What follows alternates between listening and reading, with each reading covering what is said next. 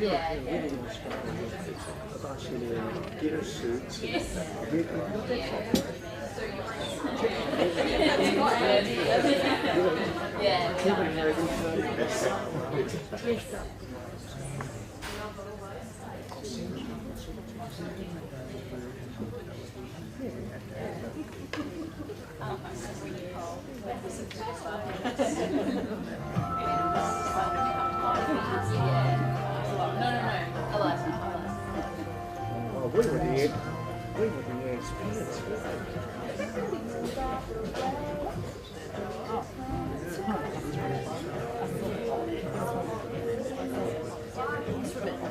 Tonight, job share tonight with Ryan Evans. So we'll do the first half of the evening and Ryan will come in and take over. So welcome to the 62nd GIPPSTAR Awards.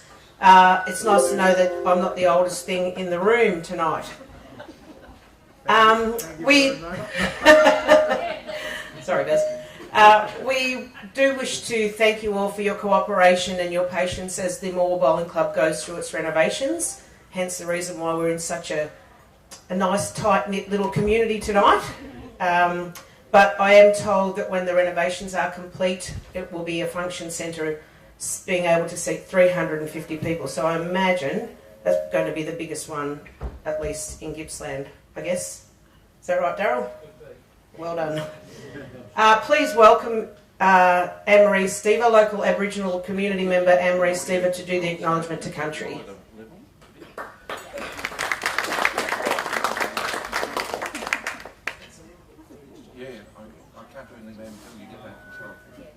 I'd like to acknowledge the traditional custodians of this land, the Brackalong people, and I'd like to pay my respects to elders past, present and emerging, and any other Aboriginal people here today. Thank you. Thank you, Anne-Marie. And I would like to welcome our GIPPSTAR panel chair, Daryl White, OAM, and fellow panel members. Included in the panel is our esteemed chair and Robert Goldie, who are also Hall of Fame members. Gippsland Sports Academy board members, East Gippsland Shire Deputy Mayor Councillor Arthur Allen, Latrobe City Councillor Brad Law, South Gippsland Shire Mayor Councillor Moya Davies, Wellington Shire Deputy Mayor Councillor Marcus Mackenzie, and also a special welcome, this is killing me, to the GIPPSTAR Hall of Fame members Terry Hunter, Carolyn Boothman and Barry Switzer. Thank you. Round of applause for these guys, done an amazing job. We have apologies from Member for Morwell, Mr Russell North, Member for Eastern Victoria Region, Ms Melina Barth, Latrobe City Mayor Councillor Kelly O'Callaghan, Bass Coast Shire Mayor Councillor Michael Whelan, and GIPPSTAR panel members Rod Twining, Shane Painter and Brett Tassari. Also Gippsland Sports Academy board members Tanya Ryan and Jen Hardy. Also tonight we do have a few apologies from our monthly recipients, so just bear with us as we go through that. Our format for the evening can be found in your booklet, but we'll look something like this. In a minute you'll have dinner served, or I think it's being served at the moment. We'll have a welcome from panel member... Yeah. Well, I don't think I can stand back any further. Okay. We'll have a welcome from GIPPSTAR panel chair member Daryl White, OAM, and then we will call on Councillor Brad Law from Latrobe City to present the December to June awards, and then Deputy Mayor Arthur Allen from East Gippsland to present the July to December, January to June. Can't remember my months. Photos will be taken of the first 6 months nominations out the front there in the foyer. Then we will have the presentation of the GIPPSTAR Team of the Year finalists. Mayor Moya Davies from South Gippsland will do that, and we'll also do the Club of the Year finalists. Presentation of the GIPPSTAR Special Achiever Award will also be Mayor Moya Davis. She's very busy tonight. Presentation of the GIPPSTAR Gippsland Champion Award will be Deputy Mayor Marcus Mackenzie, and presentation of the Annual and Junior GIPPSTAR Awards will be Mayor Marcus Mackenzie as well. Then we'll have some closing words from the Chair of the GSA, Jim Vivian, and the final photos will be taken out the front there for the last 6 month nominations. Also, councillors, you will be asked to have a group photo at the end of the evening at the front there as well. Please turn your phones down on silent or off, and if you do need the toilets, they are right out there and then past the white wall to the left. Enjoy your meals. Thank you very much.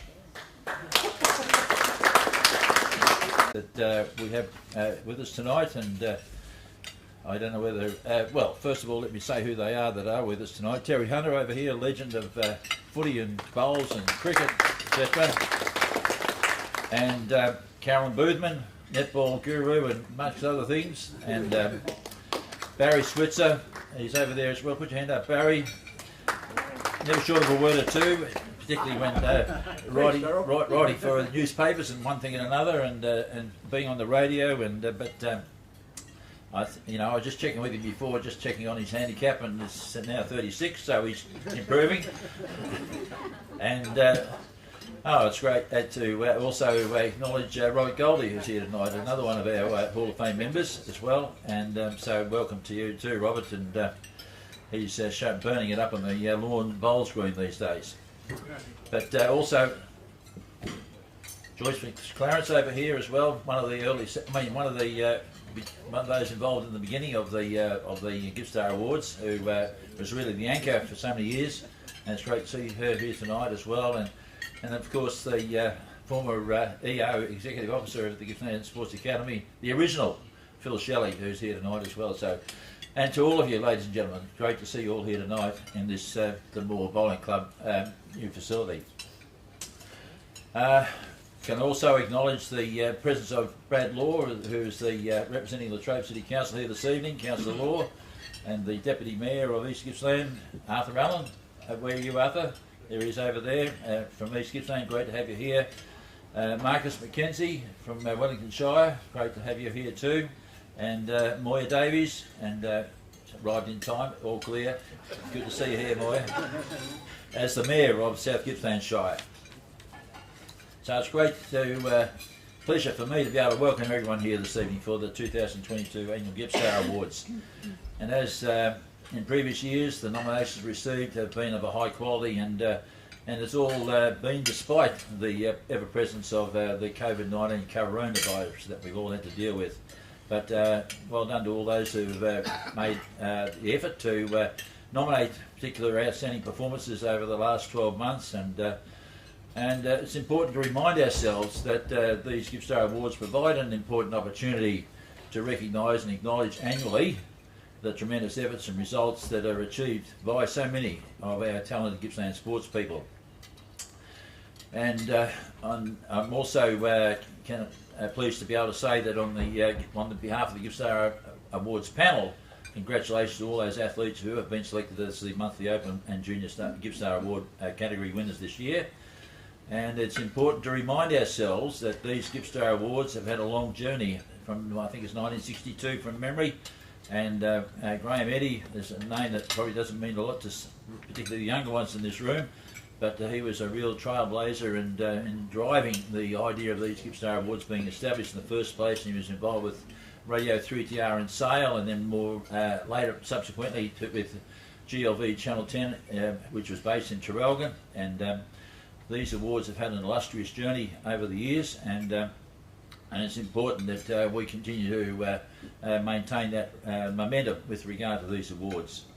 It was interesting to note that over the years, there's been 23 different categories of sport that have been rewarded and acknowledged through these GIPPSTAR Awards.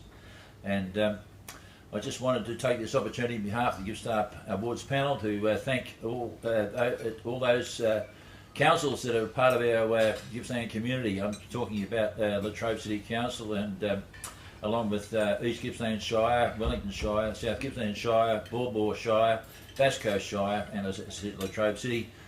Their financial contributions to the continuance of these GIPPSTAR Awards is absolutely critical and vital, and we just want to make sure that those of you here tonight representing your municipalities, that you understand that we really do value and appreciate your continuing support, and that we're just not taking it for granted, and we want to make sure that we try and do our level best to represent the aspirations of making sure that those in our community who are aspiring to be the best they can be in their chosen sport, that they get that acknowledgement one way or another over the 12-month period that we review.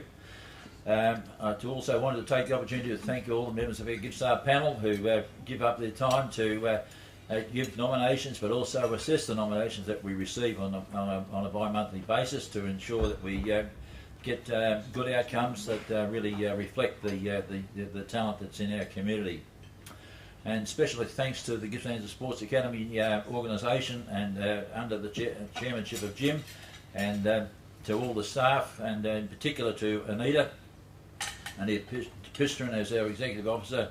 She does a power of work, and she's been under a fair bit of pressure and stress with it all, particularly over the last 12 months with a range of circumstances that she's had to grapple with, but forever the real Trojan and getting the job done, and here we are tonight ready to enjoy a tremendous evening. So well done to you, Anita.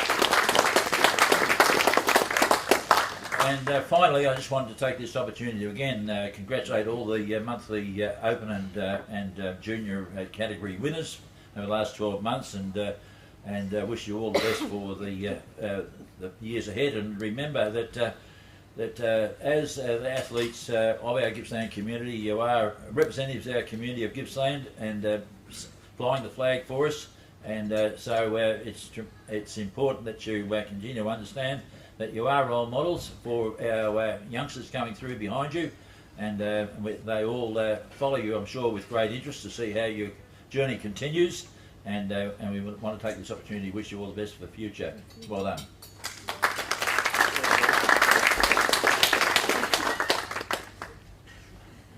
Thank you, Daryl. Full of passion as always, well researched, and everyone else seems to get praise when you get up here, Daryl, but I think it's important that we also give you praise for the work that you've done in sport, so thanks very much. Our first GIPPSTAR Award winner for the month of July, junior winner, is Brendan Richards. Unfortunately, Brendan is not in attendance. Brendan is an archer. He is 11 years old. And through this year, he's won the Under-12 gold medal, which is at the 2-day State International Field Archery Association Championships.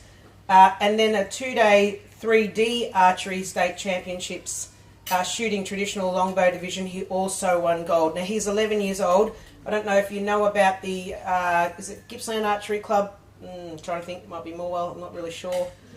Twin City, thank you very much. They seem to continually produce these young and aspiring young athletes. So even though he's not here, please give Brendan a round of applause. Our Open GIPPSTAR winner for the month of July from Lakes Entrance is Renee Jones. I'm sure that's a name some of you may have heard. In 2021, Renee won silver in the Victorian Clay Target Association State International Shooting Sports Federation Trap Championships Open Division. Wow, you should get an award just for saying that, I reckon. Renee was selected in the State Junior ISSF Trap team to compete at the Nationals Championships, and then in the Junior World Championships team as well. She's a Victorian Institute of Sport Future Talent Scholarship holder. Renee's score in one of her rounds was 112 from 125, which, according to the information I have in front of me, is above the benchmark score for selection to the Australian team in the Junior World Championships. It's not a guarantee, though, of selection, but she stands in good stead in the current rankings. There was one more selection event to take place in June before the team was named. I'm not sure how that panned out, but Renee made the finals in the 5th position, tying with 2 others and shooting off for final rankings. The six finalists included Letitia Scanlon and Penny Smith, who represented Australia in the women's trap at Tokyo Olympics, so she was up against some really serious competition. Catherine Skinner, who won gold at the Rio Olympics as well, so she's really making a name for herself, Renee, and she led the 50 target final for the first 4 eliminations. And then, as we've heard, the gold winner from Rio Olympics, Catherine Skinner, just edged ahead of her to take the gold in the last few targets, and I guess that all just comes down to experience. In taking the silver medal, Renee did defeat members of the Tokyo Olympic team, so She deserves a massive round of applause. Well done, Renee.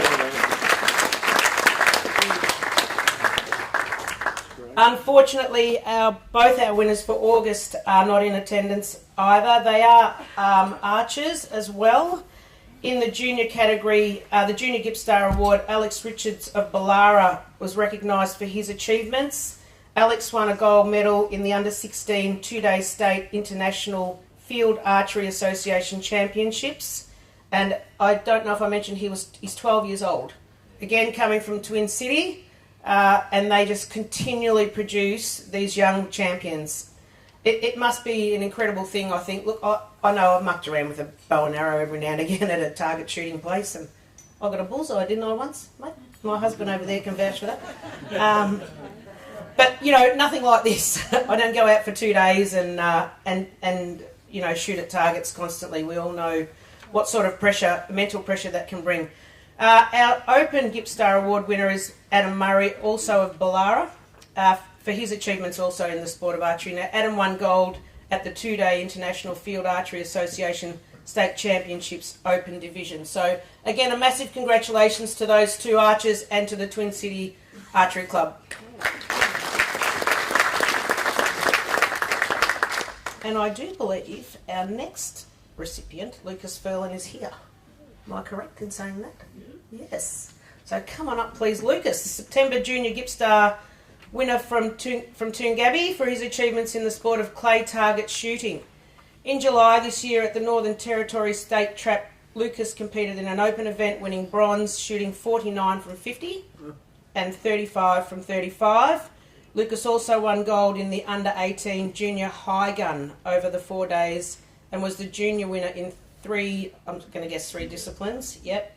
In the state championships, that was double barrel, single barrel and point score.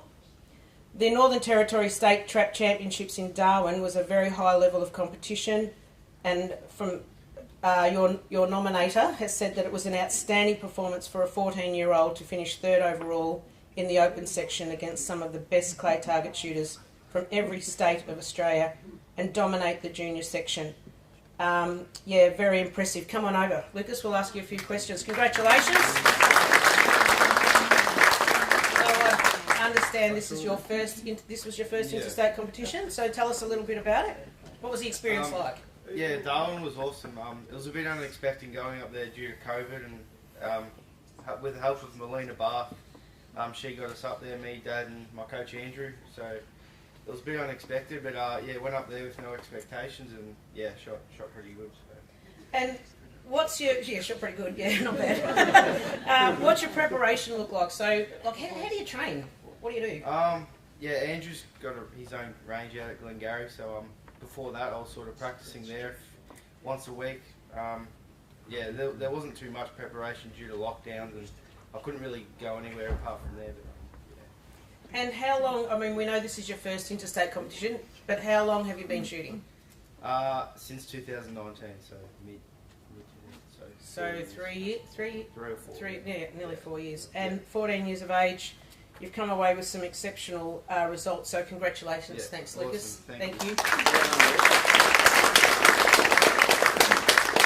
Oh, I am sorry, Brad. I forgot to call you up. My bad. Councillor Brad Law, everybody, from Latrobe City. Thank you. I feel like I'm in court. Would you like a glass of water? I do apologise. It's my sparkling dress. Blame that. Our winner in the open section for GIPPSTAR Award for the sport of Australian rules football women's is Matilda Van Berkel from Terrelgan. Matilda. Not here. Okay, sorry, Brad. Just kidding. So we'll tell you a little bit about Matilda. I actually know Matilda. I don't know her extremely well, but I know her through sport, and every time she's stepped out to do anything at all, she's extremely focused. She's got a very incredible team sense about her. Anything that anywhere you ask her to play, she's happy to go and do it.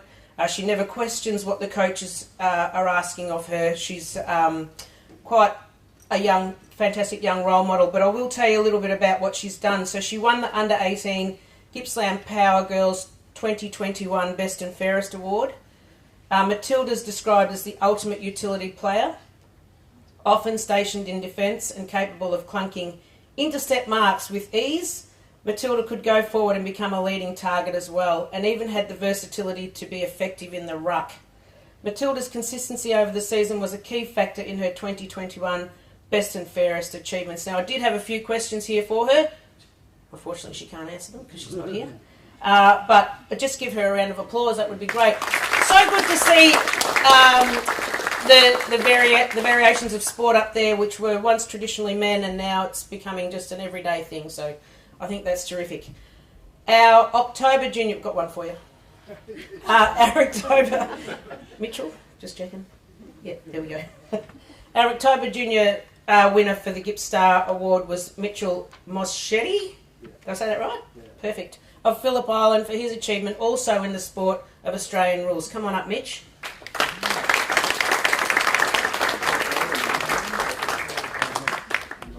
Mitch won Gippsland Power's Under-18 2021 Best and Fairest after a great season competing against some of the best young players.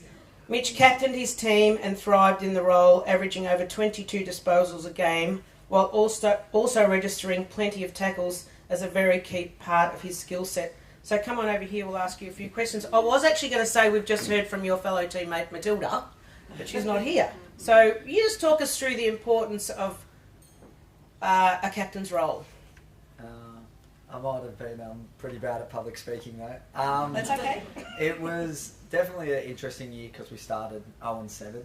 Like going in, we thought we'd be alright, but we lost a fair few early games and sort of sunk in that probably not going to make it all the way. But development's probably an important part of the program at Gippsland Power, and I feel like as a captain, if you can make an inclusive environment where everyone wants to be and thrives and gets the best out of himself, that makes it enjoyable for everyone, players and coaches. Well, not from 7. How did you turn that around, and how did you keep that motivation going? So, what was your role in there as captain? Well, we kind of got lucky because COVID happened, so it sort of got split to Metro Country, and we won 4 of our last 5. So we were hoping that they were meant to do a finals, and if we got to play in that, we thought we could be a chance because we ended up knocking off two top sides in our last 2 games. So, yeah. And where did you finish? I think we finished 7th in the end. Okay, and what happens now as part of this program for you and for some of your teammates? So players will go in the draft, players will go VFL, and other players will come back. So just depending on a wide range of those things and what pans out for different people. And are all players ready for draft next year, or are there still ones that will have another year in power? So it's obviously under 18, so you've got a few that will go this year, and then you've got a lot of young kids as well coming up who will go next year. And who's the coach? Brett McLean. And how are the support staff around? Like, what does it take to get out on the field on a Saturday? Yeah, or on the weekend? It's definitely a lot more than just the head coach. Obviously, he's the face of it all, but there's trainers that help us all get out there when we're sore, and assistant coaches and other development coaches that are helping us progress through out there to get to that stage. But definitely a lot goes behind the scenes that isn't seen. Yeah, that you don't see. Yeah. Well, I think you've just done a marvellous job in your public speaking. Thank you very much, Mitch.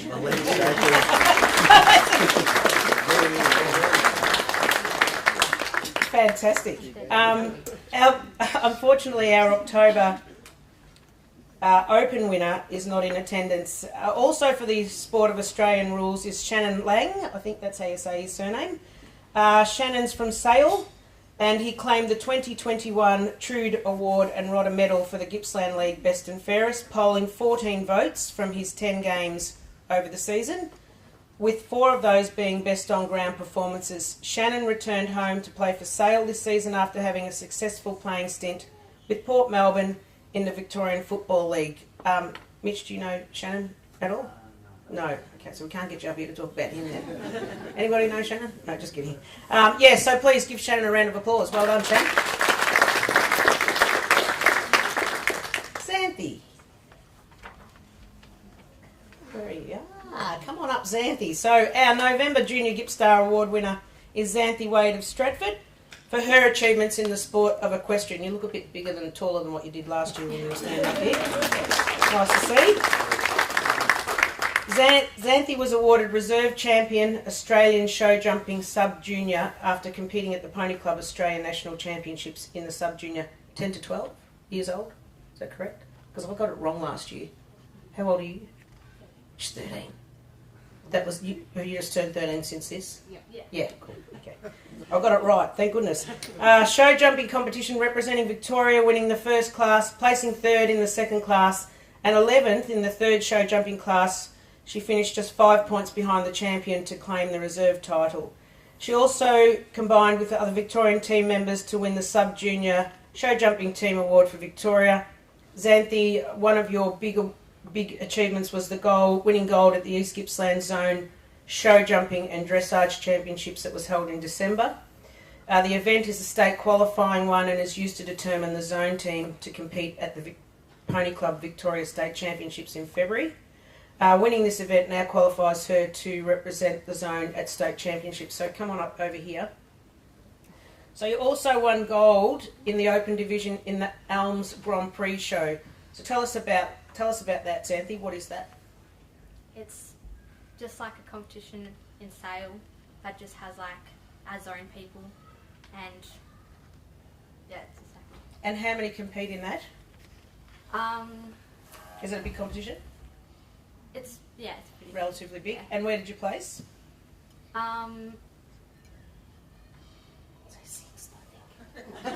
Six. And was it over? So you're winning the 80 centimetre class on 2 days. What's that? It's like one class that's like spread out 2 days. What's the 80 centimetres got to do? That's the height of it. Oh, wow. Okay, I get it. So you were selected in the Victorian Tetrathlon team for the Pony Club Australian National Championships, placed 6th individually, and now you're a member of the winning Victorian team, is that correct? Yeah. So what's Tetrathlon? Tell me. It's like a sport that has 4 sports in one. I think I asked your brother that last year, did I? I forgot. I might have. Yeah, so your trophy cabinet must be filling up. You've got a few gold medals now. Yeah. Yeah? Be proud of it. Don't be shy about it. It's great that you are shy, but be proud of it too. So you won a gold medal at the Modern Pentathlon Victorian Winter Championships. Where was that? Geelong. In Geelong. Obviously in winter. I'm not being silly when I say that. But what's why is there a difference there? Why is it seasons? Any reason? No reason? Okay. So you were up here with me last year. Did I ask you this? What sparked your interest in show jumping? What did you like about it? I don't know. I just enjoyed it with like I don't know. You just like spending mum and dad's money, right? Because it's a very expensive sport, I'm being told. How long have you been competing? Since I was like really young, like. Really young, because she's really old now. Yeah, like, 5 years old. Oh wow! So when you're 5 and you started competing, what were you doing then? Like, what was your competition like? Like, it wasn't very hard competition. Well, not compared to what it would be now, but No. it's yeah, It's just equal kinda to you. just Yeah. Little kids going around doing their own thing. And where do you hope to go? Olympics? Yeah. Yeah, good girl. Perfect. Thanks, Xanthi. Well done. Coincidentally, our November Open GIPPSTAR winner is Cohen Wade from Stratford for his achievements in the sport of modern pentathlon and tetrathlon. Cohen? Here? Not here. Oh, okay. So Cohen competed in the Thoroughbred Industry Careers Pony Club Australian National Tetrathlon Championships. As we've just heard from Xanthi, it's a 4-discipline competition. He was competing against athletes from across Australia, where he was awarded the silver medal. Reserve champion, Australian senior tetrathlon champion by a margin of only 36 points, so he was very close. He achieved the perfect score for his show jumping, won the shooting phase, 2nd place in the 200 metre swim and 3rd place in the 3 kilometre run. Cohen was a gold medalist at the State Triathlon Championships held in December, winning the Victorian Senior Male State title for a second year in a row. This is Cohen's 5th straight state championship title. He was also awarded the Jan Deere Memorial Award for consistent performance and service to the sport of tetrathlon. He's won the under-21 gold medal in the modern pentathlon Victoria, the inaugural state, I don't know how to say this, triathlete championships, and silver medalist in the state laser running championships. Does anybody know what the state laser championships is? So you actually run and then you shoot a target. Is that right? 5 targets. 5 times. Yeah, 5. But you shoot 5 targets and run again, shoot another 5 targets. Continuous. Really. Yeah. It sounds insane. It really does. So both laser run. Oh no, I've done that one. So the laser run involves running 5 repetitions, like we've just said. So you 5 repetitions of 600 metres. So you're running 3 Ks, and then 4 repetitions shooting 5 green targets. So that's 20 shots. It's pretty full on. He was a gold medalist in the modern pentathlon winter championships, which we just heard was held in Geelong. And he was selected on the Pony Club Victoria team for senior show jumping to compete at the Pony Club Australia National Championships. I was going to congratulate Cohen on being selected in the Australian team to compete in the International Championships in Ireland, but they were cancelled, so he didn't get to go, which was a bit of a bummer. So does anyone know, is he going to Coffs Harbour? Or has he been to Coffs Harbour? He did go to Coffs He's been to Coffs Harbour. How did he go? So that was a training camp. Would you like to come up and have a chat? Not really. Not really? Yeah, come on. Introduce yourself. I'm Cohen's mum. Oh, there you go. Yeah. So tell us a little bit about where's he at now? So he's just come. So we have a bit of an off season over the last couple of months, but we're just getting back into it again now. So we're just starting back up. So the team's just been to Portugal, but he actually didn't go to the Portugal World Champs. But he's hoping to do another trip later in the year. So yeah. So we're just getting back into it now. So still with the Australian team though? Yep. Yep. And is this his first time with the Australian team? No, so he went to China and he had a silver medal in China. Oh, he went to Wuhan, didn't he? Wuhan, Ah, yeah. that's right. We stood this far away from each other. That's right. I remember. Yeah. I remember that. So what does his training look like? Because that's pretty full on. Yeah, so at the moment he's in, as I said, a bit of an off season, but he runs quite a lot. He's just done football season, so he's He does that in his spare time. Yeah, he loves the football. Yeah, so he plays for Stratford. Yeah, so he's just done the football season, but he'll now up back his training a little bit up as well when we start going to the competition. So he fences, which is FA fencing. The stabbing everybody. Yeah. I love that's one of my favourite So sports. we can shoot at home. So he shoots quite often at home, like a couple of times a week. Does one long run and then 2 training run sessions and then swim. Where does he do his fencing training? In my passage. In what? In my passage. Oh, in your passage. Yeah. What you said for a second there. No. So we've got. So, but does he have the right like? Yeah. So we've got a mobile judge. Oh, online. No, Oh. so it's an actual thing we just plug in. They wear a sensor in their pocket. Oh. Yeah, so they can practice. Yeah, so you can see who gets the win on the machine. So he fences his sister and his older brother as practice, and a tennis ball. Who's a better rider, you or him? Yeah. So I'm guessing with his commitment to this, because he's been up here a few times and he's doing really extremely well. Yeah. So consistent and getting better every single time. He seems to be taking that next step. Yep. Every time we read about him. I mean, your daughter's just said Olympics. I'm guessing. Oh, look, he would definitely like that. We'll see where it leads. Laser run has actually been submitted for the 2026 Commonwealth Games. Okay. So he's hoping that might come about as well, because that would be in Australia, obviously. So that would be really exciting if that could come around. But yeah, look, 2024 that's why we're sort of just getting ready now, because qualifications for that will actually happen mid-2023. So he's just got to go back into it. So we'll have our triathlon and laser run state championships in November, and then our state championships modern pentathlon, which is the 5th discipline, in February, and then the Oceania champs will be somewhere in there, which is a selection for Yeah. Australian team. Yeah. Oh, yeah, perfect. Yeah. Well, thanks to Colin's mum. Awesome. Thank you very much. And that is definitely a name that I strongly encourage you all to remember, because I do feel that he will go a long way. Liam Farley. Here we go. Liam, congratulations for being the December Junior GIPPSTAR Award winner. Liam's from Traralgon, and your sport is also clay target shooting.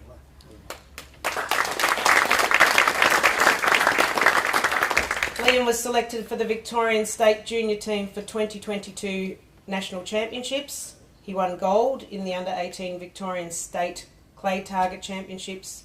Liam's the Victorian State Junior Champion and was selected into the Victorian State Junior teams for 2022 National Championships. Come on over, Liam. Tell us a little bit about how long you've been clay target shooting. I've been shooting since I was 12 and got my licence straight away. And I got interested in the clay target shooting because Dad took me out one day and it had lots of fun and it kind of stuck. And who's your coach? Andrew Brady. Andrew Brady. So yeah, Andrew's a synonymous name with clay target shooting, not just in Gippsland, but pretty much around around everywhere you go, I think. Did you go to Nationals? Yes, went to the Nationals. When did you go? January. And how'd you go? Not too bad, but didn't take anything big. And was it your first experience at that level? Yeah. Yeah. So, what did you learn from it? It's a big pond. Yeah. Yeah. A lot of people out there. Yeah. And just got to work hard and see where I can go. Yeah, and that's what will definitely get you the reward. It's the work you put in. So, what drives you to compete like this, or sort of who drives you? I'm guessing you don't have a car and a license. No, Mum and Dad have been a big help and big supporters of me since I started, and they know I love it and they get me where I need to be. Perfect. Congrats. Anything else you want to say? Just thank you to everyone in the GSA and all the other shooters, and it's been a good year. Thank you very much. Well done.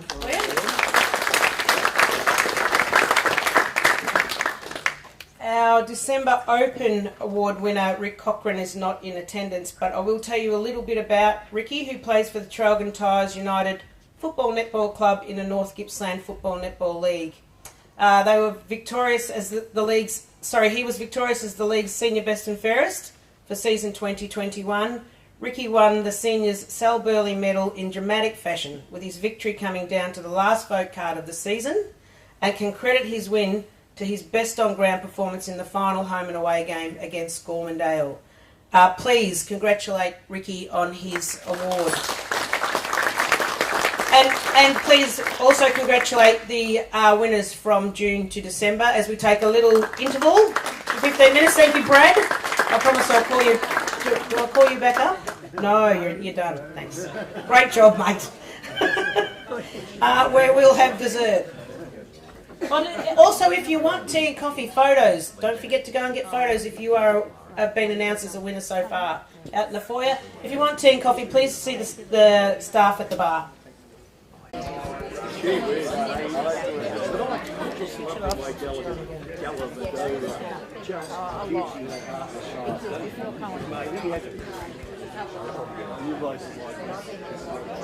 Yeah, because Colin got the overall one.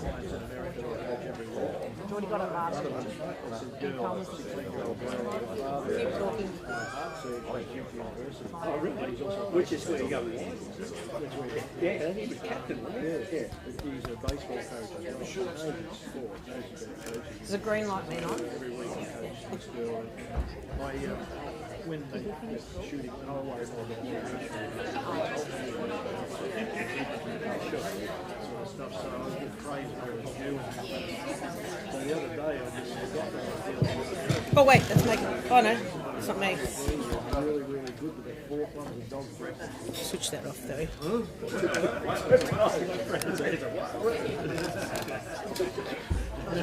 So we just don't take it away though. Maybe we just leave it.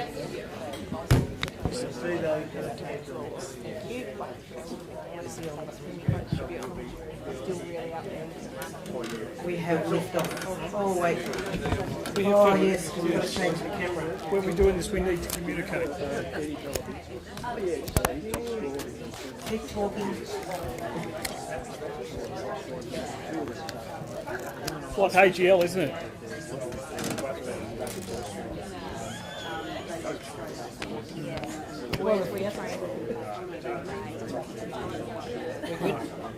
Yes, what's it? Okay, welcome back everybody. Hope you enjoyed your dessert. And all photos that were required to be taken have been taken. Please join me in thanking the Morwell Bowling Club for such a wonderful meal. Beautiful. And I have it in gigantic letters in front of me here that I'm to invite Deputy Mayor Arthur Allen from East Gippsland Shire to present trophies. Please come on up. How are you, Arthur? Good. Good to hear. So we will continue with our monthly winners, and we'll start with the January junior winner, which is Eliza Dunbar for the sport of tennis from Traralgon. So please come on up, Eliza. As we know, Eliza's home club is Traralgon. Now, I just need you to turn and face. Is that correct? Thank you. X marks the spot. Right, got told off for that just before. Eliza recently participated in the Kooyong Ladies Singles Open Club Championships and was successful in winning this prestigious title for the first time over Zoe Llewellyn. I'll have a chat to you about Zoe. I don't know who she is. You'll have to tell us. Zoe was the previous year's club champion, and the result was 7-5, 6-1. Eliza, you were also victorious in the Kooyong Under-21 Single Championships, taking out this title in February 2022. How long have you been playing tennis, and how long have you been playing at Kooyong? I've been playing tennis since I was 7, but I didn't really start enjoying it maybe until like 13 or so. And I got on a scholarship at Kooyong at the end of 2019, and like obviously due to COVID, it kind of didn't feel like anything until just recently when, this event was. And the scholarship, what does that involve? So basically, like, you just have to play, like, home and away season for them, stuff like that, represent them at things. Just be part of the club. Do you apply for it, or is it on your rankings, or how does it work? So you apply for it, and then there's a tryout day, and then they send out the scholarships. Oh, perfect. And how frequently do you train? Like every day, yeah. And for how long? It depends. Like, I hit most mornings before school, maybe just for an hour or so, and then go back in the afternoon for an hour or two, and on top of like sometimes we might not hit, we might do gym and stuff like that, but yeah, most days. Different levels of training. Yeah. So lawn, is that your favourite surface or not really? Nah, not really. It's a bit different. Just the hard court, like what's in Traralgon. Yeah. I think you always kind of just like what you train on, what you get used to. Yeah. But it's a very different surface. So to be able to win a championship, and particularly at a club like that, that's got an incredible history, and against the current champion, knocking her off. So how old is Zoe? Zoe, I would say 22, 23. Oh, okay. Yeah. In tennis language or in tennis life, is that an okay age, or is that kind of... An okay age? You know what I mean? You know, are you getting old? It's a good age. No, you can play forever. Still it's run? A sport for life. Okay. Well, there we go. There's a commercial for tennis if ever I've heard one. Are you going back to Kooyong next season? Yeah, so I'll be there, for...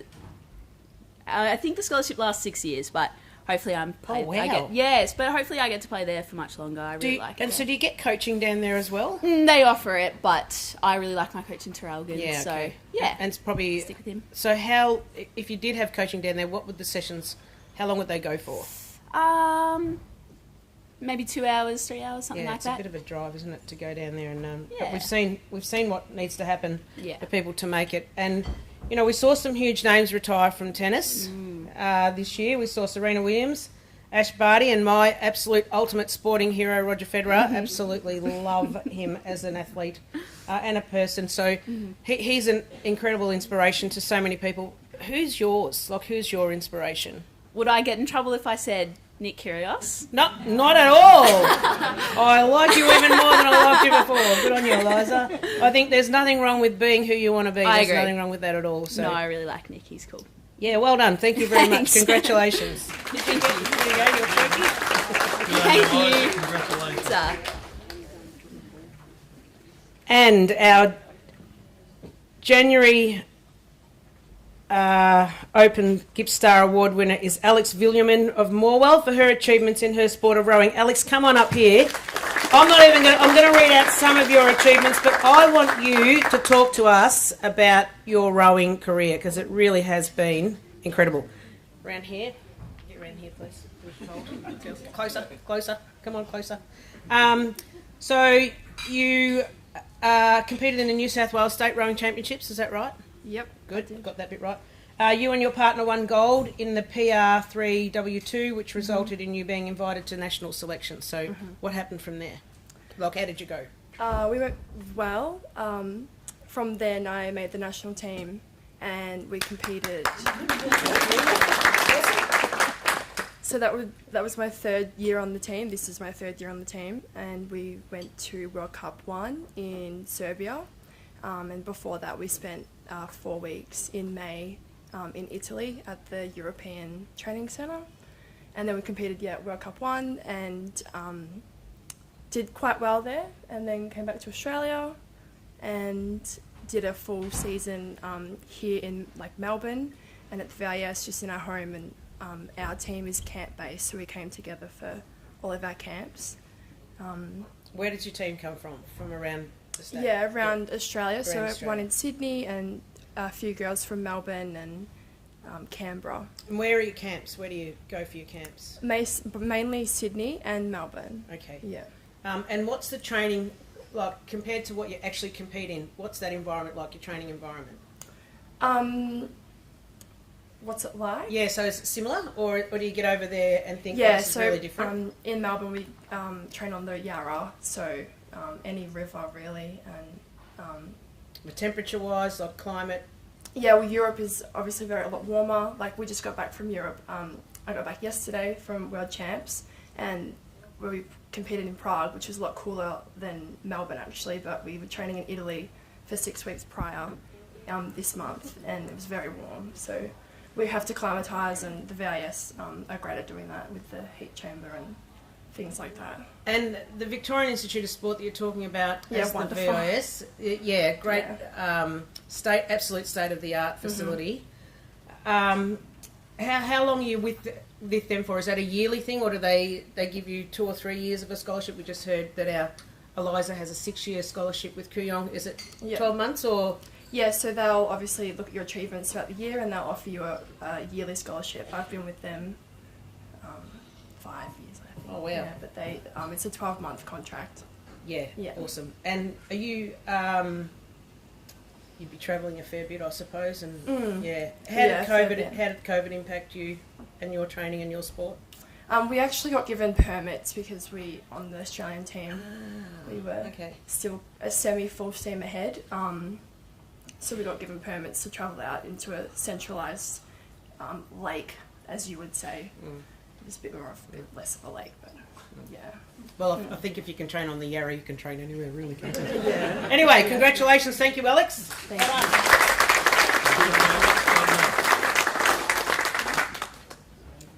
And a name that we hear regularly in these awards is the surname Cargill, and Cargill and swimming. They just seem to go together.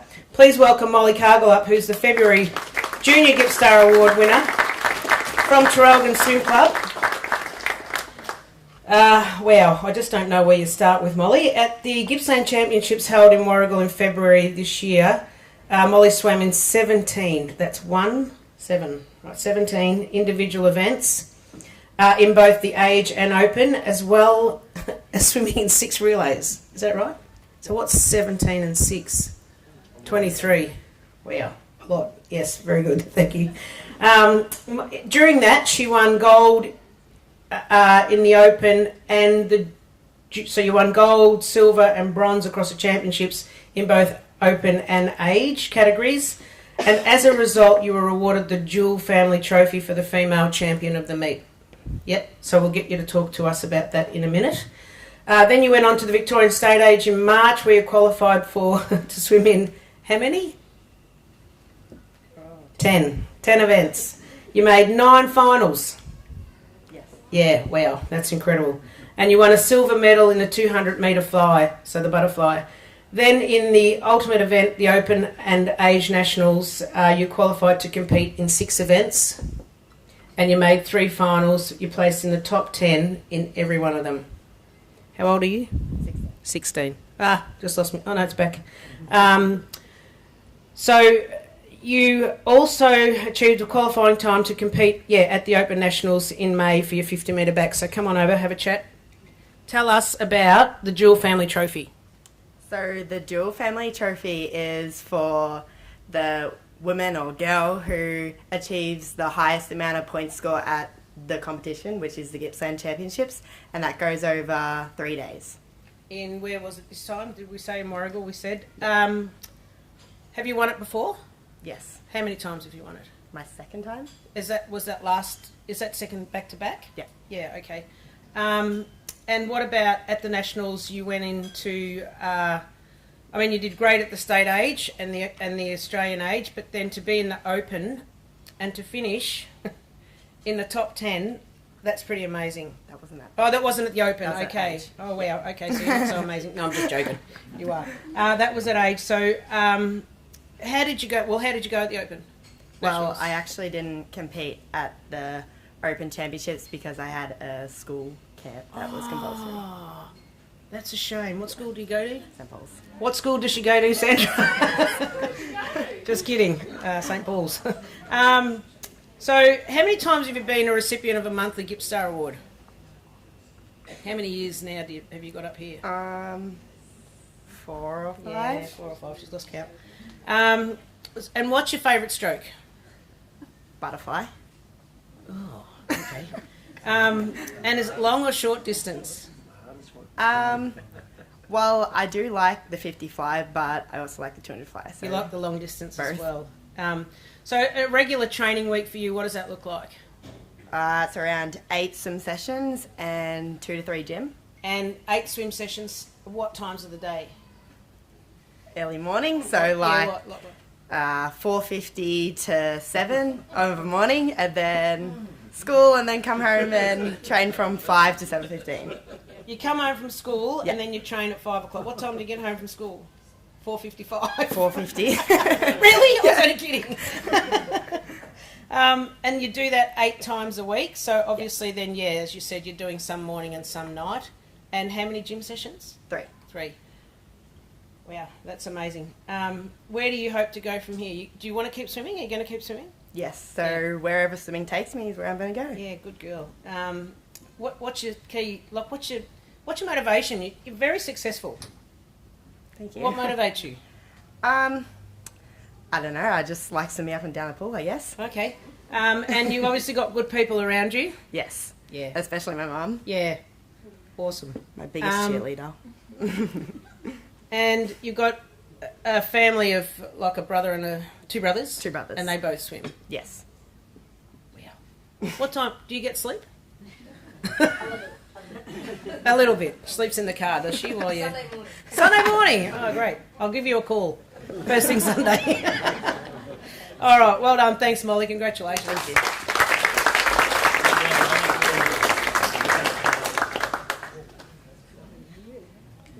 Our February Open GIPPSTAR Award winner is Tim Fraser from Trafalgar for his achievements in the sport of lawn bowls.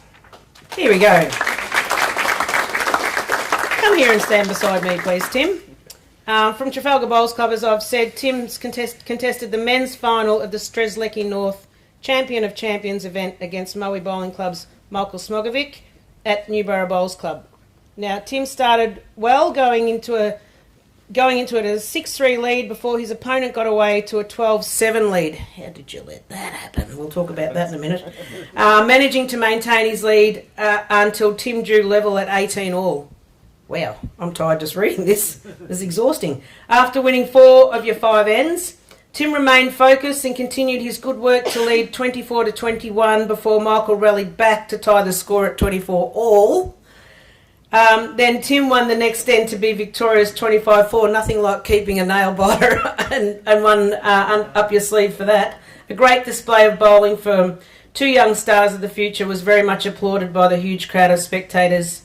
Both players had previously won their respective club championships to be eligible for this event. So come on over, talk us through that. How did you manage to lose that? What happened? Like you're in the lead, good lead, and then Michael just decides he's coming back. Oh, it just happens. Like Yeah. momentum swings, and like any sport really, like you can momentum each way, and it can just change. And then you came back. Yep. So, did you have just a burst, or?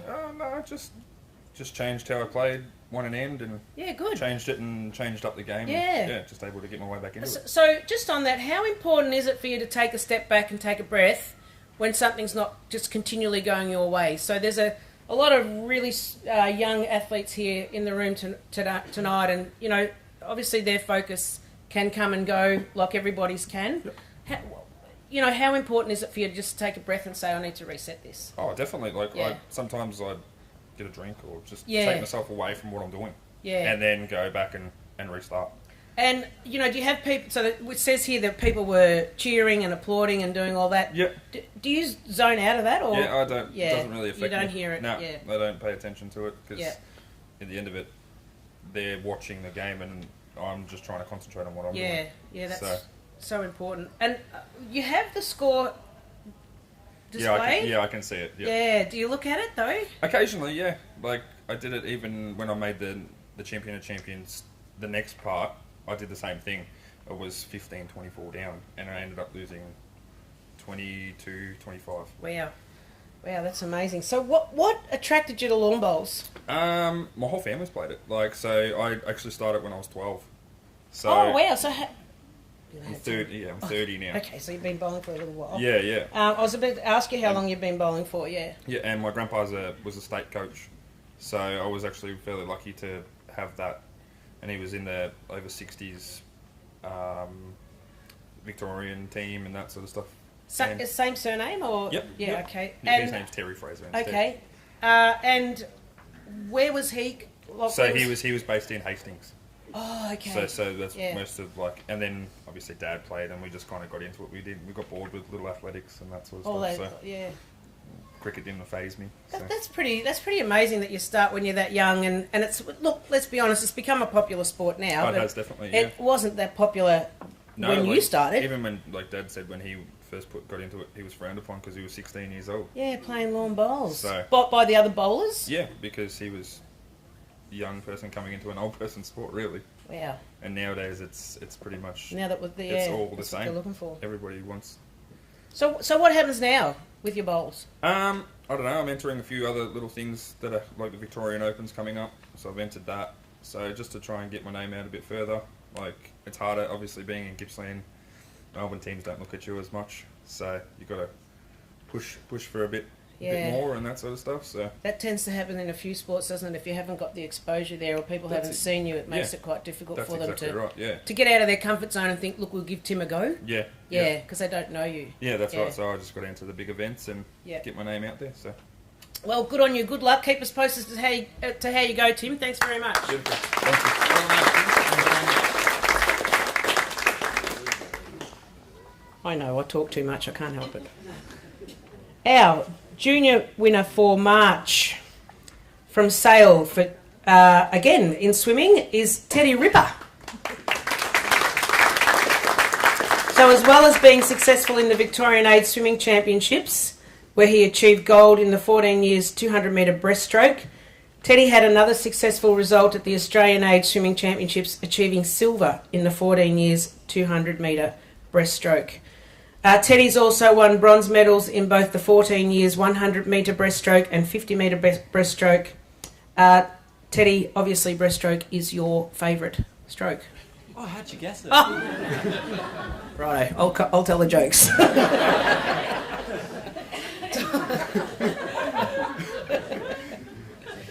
Go for it, talk us through it.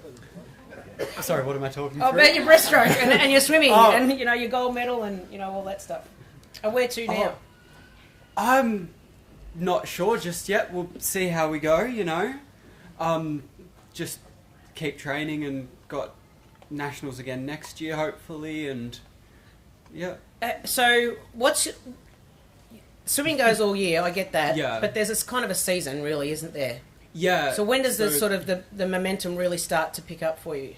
So I'm sort of just coming back into training now after probably a couple of weeks of break, I'd Yeah. say. And we're looking towards sort of like March and April next year is sort of really where the big competitions are for me. So sort of just progressing towards there. That's sort of the goal. And how long have you been swimming? Oh, I've sort of just always swam, you know. It got to a point where it was, you know, may as well do it competitively and then start getting better and you just go to the next competition and the next one and yeah, so... Who are your coaches? Do you have, how many coaches do you have? I've just got the one main coach, Andrew Yurts, but... Hello, Andrew. Yeah, but he actually just resigned from Sale last week, so we'll have to try to find someone else to... Yeah, see where we can go. What is your... So we heard from Molly about what her training week looks like. What about yours? Like in peak time? In peak time, usually I'm 7 or 8 sessions a week, so yeah, a little bit easier, which is nice, yeah.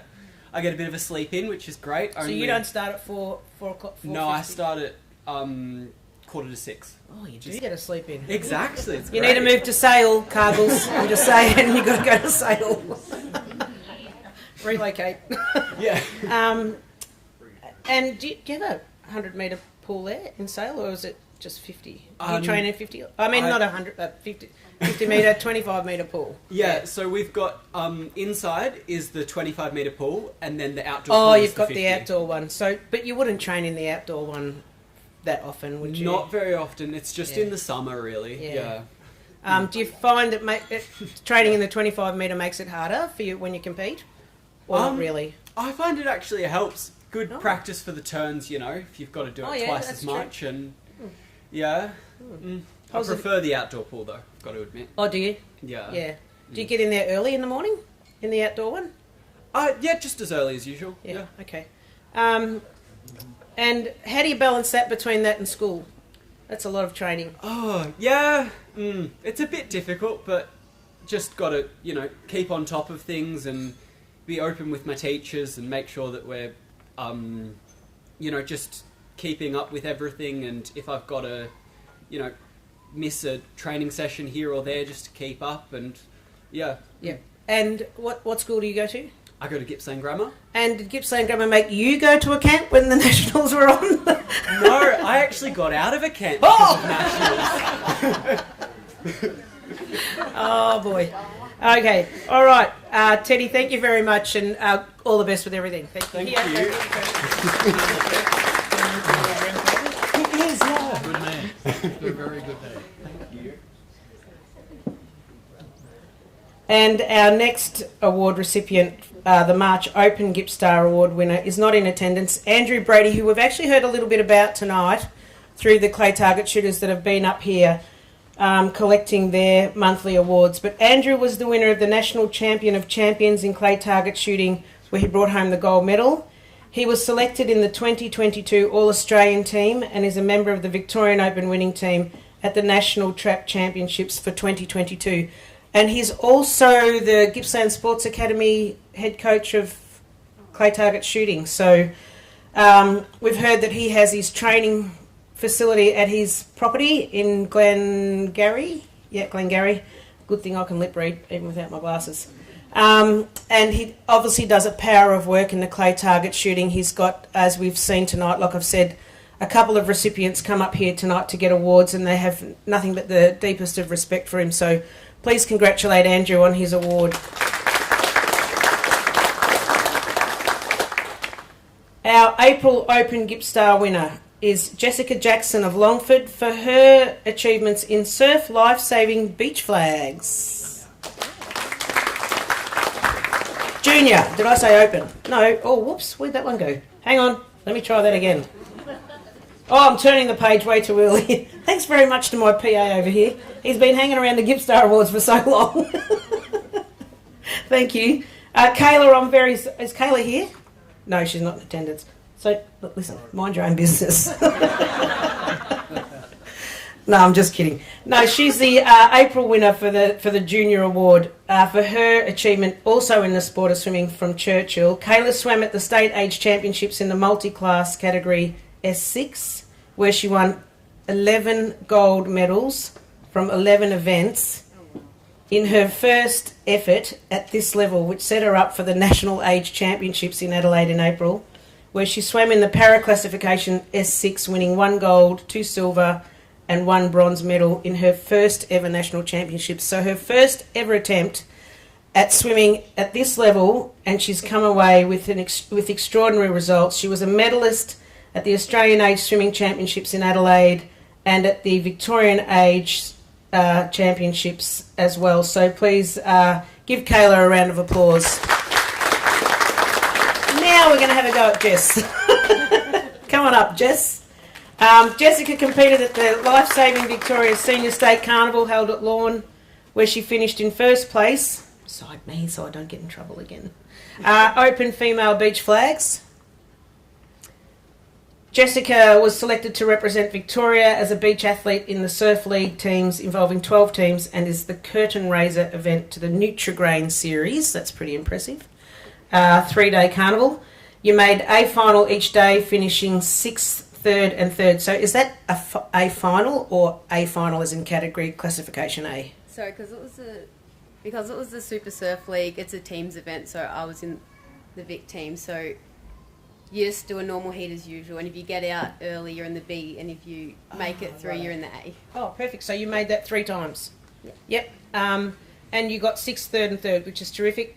You've been recognised as an emerging leader through Life Saving Victoria on International Women's Day. How did that feel? Like, talk us through that. It's a pretty popular sport, and you're the one that gets recognised as an emerging leader. So talk us through that. What did that mean? Yeah, that did feel really good. We had a high tea, and we had the CEO of Life Saving Victoria come down, and a few of us did speeches about what it's like to be an emerging leader, and yeah, it was really good too. So what is it like to be an emerging leader? It's good. It's good to be a good role model for all the other girls in the club, because our club has a lot of leaders that are women, so it's good to just, I guess I'm the second or first club captain to be a girl, first or second? Second club captain to be a girl, so I love being a role model for the younger girls in the club. Is it becoming more of a popular sport for women, or has it always kind of been that 50-50 balance? Or well, when it first started, like Surf Life Saving in general, women weren't allowed to compete, and then slowly over the years it got more and more. Yeah, so and now I'm pretty sure the Open Women's is bigger than the Open Men's in Victoria. Wow, take that. You were also selected to represent Victoria as a beach athlete. Oh, I said that, didn't I?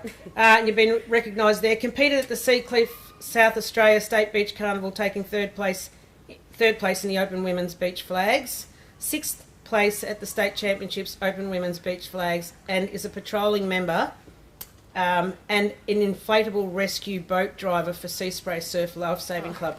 What is, like, I mean, I know what the inflatable boat is, but what's it like to get in there and have to go out and how do you train for that? Well, you can compete in that, but that's a completely different. They're winter surf club, we're summer surf club. Okay. But we just do that so we have drivers and crew to be able to go out on patrols and stuff. But we haven't had to rescue anyone. Oh, I was just going to say, have you had to go out there and rescue anybody? There was a shark, I think, last season at the very end, and we had to go out. We didn't see it, but someone else saw it, and then we had to go out and in an inflatable boat, so the shark can just bite it and go. Yeah, that's what I thought too. I didn't think about that until. Okay, don't do that again. All right, well done, Jessica. Thank you very much, and good luck. Don't forget your trophy.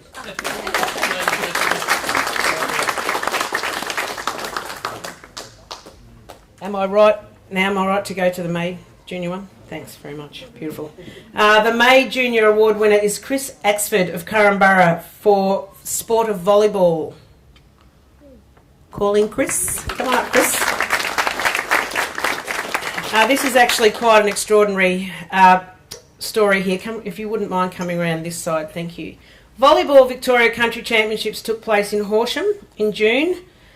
Chris coached and played setter for the men's Div 2 team that earned a bronze medal in the championships.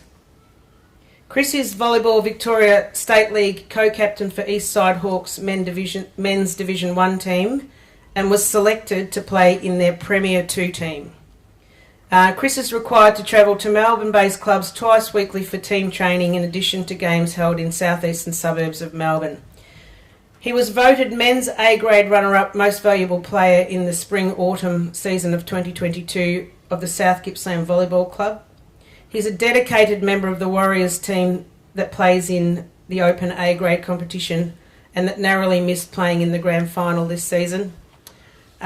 Chris, you're only 17, is that right? 18, but you would have been 17 maybe. Yeah. Cool. So come over here closer to the microphone, please. And what we've just heard about you as an assistant coach at Eastside, so you're also an assistant coach at Eastside Hawks Junior Girls? Yep. Okay. As well as being assistant coach at South Gippsland Volleyball Juniors Program and assistant coach for some Gippsland Sports Academy volleyball sessions? Yep. 18 years old. When did you start doing all that? The GSA was just this season, and most of it's just this season. So you've just got into coaching this year? Yep. What do you prefer? I mean, obviously you're pretty good at playing, but is coaching where you sort of see yourself heading? You don't know? Not really sure. Yeah. So in addition to what we've just heard, you're involved in the Gippsland Region Volleyball Competition. So what do you do there? That's just a social comp in Langatha. But what's your role there? So it's just whatever we play. Yeah, but you help coordinate it, I think, don't you? I'm an assistant promotions officer. Yeah, so you've got a pretty important role there. And in your spare time, you coordinated a team that competed at the Inverloch Beach volleyball tournament in January and won that division. I'm pretty sure it was second in that division. Oh, okay. So, yeah. Oh, okay, it doesn't matter. We'll just take the win. Oh, yeah, I'll take the win. We'll take the win. You volunteer your time for the Inverloch Beach Volleyball Committee as well, and you're assistant promotions officer as part of that, or just for the for South Gippy. As well as doing all that, you're also a referee. You referee weekly for the Volleyball Victoria State League matches and have been doing that since 2020. And you achieved selection as the first referee for most matches in last year. Yeah. Yep. So you referee, you coach, you play. Yeah. You're 18. Yeah. Okay, you've turned 18 since this award's been, or since this nomination's come in. So at 17 years old, you were volunteering and committing your time to a lot of volleyball. What's driven you to volleyball? You just... It's just there. Both parents play, so it's kind of... Oh, your parents play? Sister played. I'm going to tell you what someone has said about him now. This is Mandy Fletcher, who's a highly experienced volleyball player, coach and administrator. This is what she said. I would definitely support nominating Chris. He's demonstrated an amazing commitment to volleyball locally and in Melbourne. He is encouraging to other players, interacting with all age groups, and he is now quite a role model for younger players. He's enthusiastic, polite, and a good communicator. He seems to love his sport, a contagious influence. What do you say about that? Yeah. Come on, you've got to say something more than yeah. Mandy's a big person in Langatha, so it's good to hear that. Wow. Motivation. So that's good that you agree with her. Okay. So when did I ask you, when did you start playing? I did a little bit before when I was really young and more kind of seriously at year 7, 13, 14. Okay, are you still at school? Yeah. And what year are you doing? 12. Year 12. And it balances out okay? Yeah. Sometimes. We heard just before that it's a bit of a struggle sometimes, yeah. So you still haven't made your decision as to whether you like to coach, play or referee. It's just going to be... Next season it'll be mostly playing, definitely coaching into state league teams.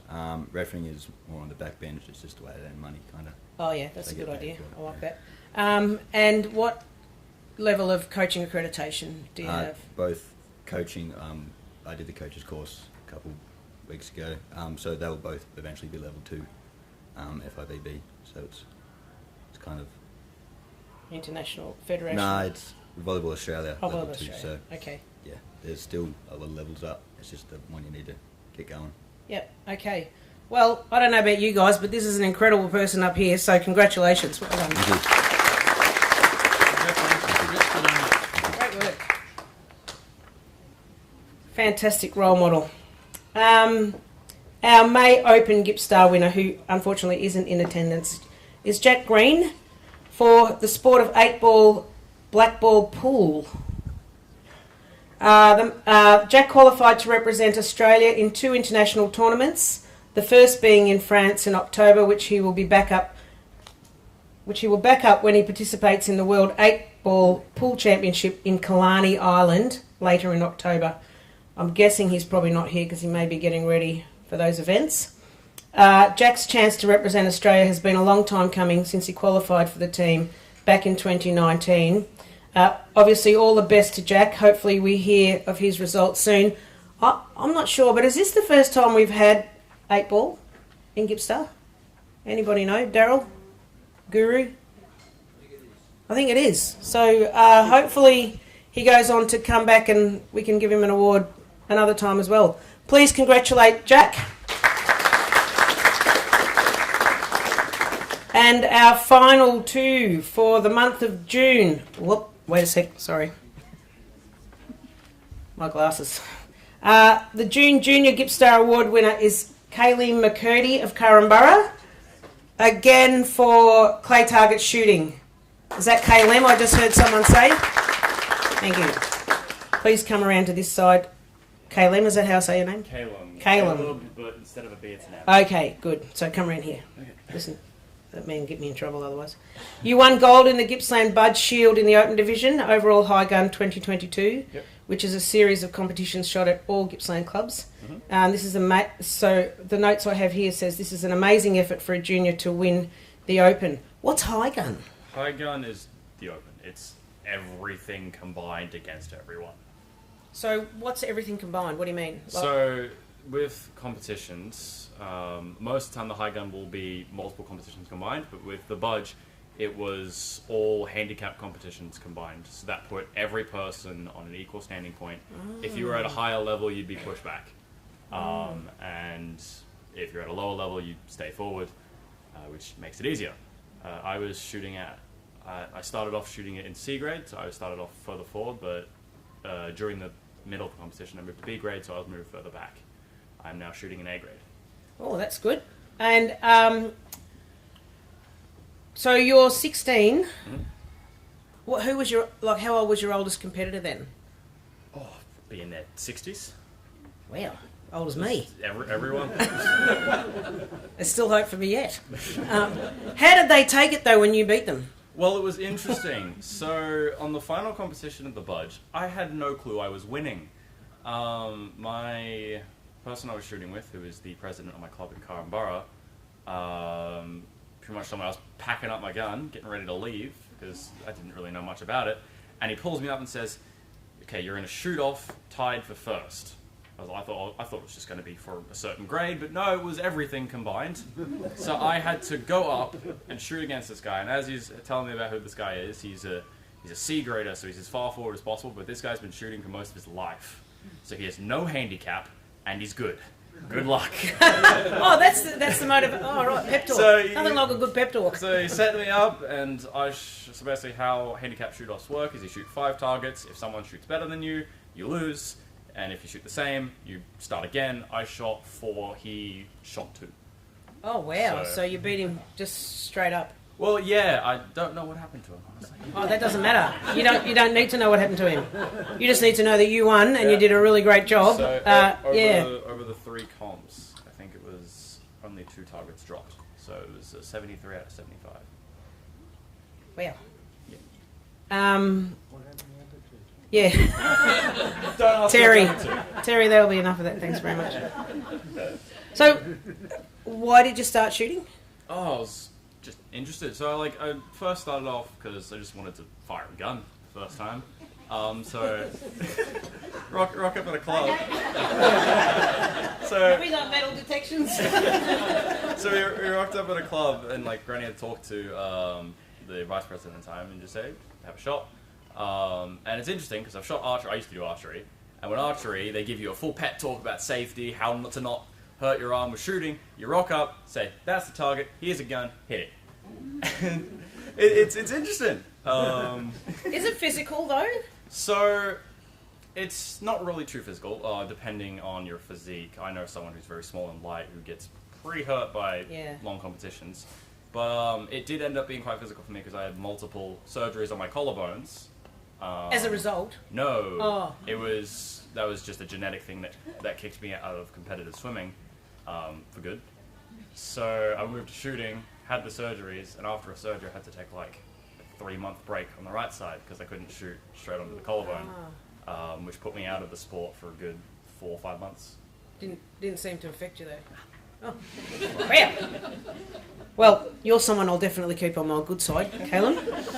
Congratulations. Thank you very much. Sorry, you were going to say something else? Wait, Just to bring up a familiar name again, I coached by Andrew Brady. Oh, there we go. So, here you go, don't forget your trophy. Oh, yeah. Yeah. Thank you. Congratulations. Well done.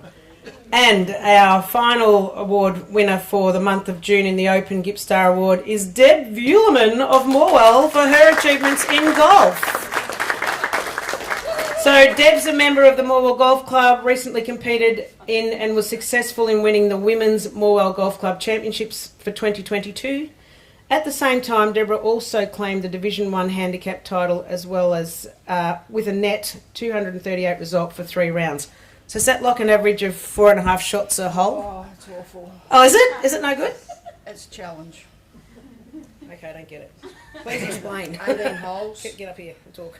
18 holes over 3 weeks. So you can go out there and you have a nice round, and then you rock up next Wednesday for your second round, and then you've got to make sure you have a really nice last round. You might notice there that's not that good. Anyone who can hit a golf ball is okay with me because I just It's can't. okay. I was lucky enough to win the scratch, which is off the stick, and the handicap event as well. So that incorporates your handicap. So if you have an 80 or a 79 off the stick today... What's off the stick? No handicap Oh, involved. I got it. Right, I get it. If you've got a handicap, your handicap will come off that. That's your net score. It's a very complicated system, this golf. And I think that's why I don't play it. Because I can't do maths. You just have to hit the ball straight and tap it in. Okay. Right. And then does everyone else work out the science and the maths for you and your handicap? No. Or you got to do that yourself? Yeah, it's I'm all out. right. I can't do it. So where's your favourite? You play at Morwell, obviously. Yeah, I remember there. yeah. Where is your favourite golf course, though? No, it is Morwell. It is Morwell. Yeah. Have you played around anywhere? Yeah. At many others? Yeah. I played Pennant for many years. So that's within all the West Gippsland courses. And then we used to get together all the better West Gippsland golfers, depending on who was available, would play country teams, and we'd go off and play all the Melbourne courses. And then they have bowls that you can go to. So you can go to Royal Melbourne, and as long as you're a member of a golf club, you can have opportunities to go to these nice places. So you're, having visited all those places, you're still saying Morwell's the best golf course. What makes it, for you, the best golf course? I don't know. I mean, it's convenient for me. If I lived in Melbourne, it obviously wouldn't be my best course. Okay, yeah, okay. Huntingdale or Kingston Heath would be best. It's a nice course, Huntingdale. Druin's very nice. Druin? Yep. Okay. So how long have you been golfing for? Might show my age, might not. Doesn't matter. 20, I'm going to tell them anyway. 20, 25 years. Oh, yeah, okay. Yeah. And so when you first started, like, did you get coaching or did you just go out there and sort of teach yourself? Yeah, I didn't do coaching. Yeah, just taught Don't yourself. do coaching very well. Yeah. No. Oh, well, you did okay when you were playing softball. Used to listen to Vicky a lot. Yeah. We played softball together. She was really good. I was really bad. I wasn't very good at it at all. I wasn't that great at it. But yeah, so in fact we had a bit of a memorable experience at softball one day, didn't we? Yes, we did. How was that finger? Unbelievable. Anyway. You wouldn't read about it, would you? No.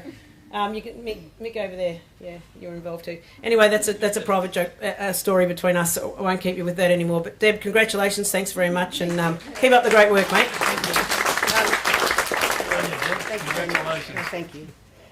Before I leave the microphone, no, just kidding. No.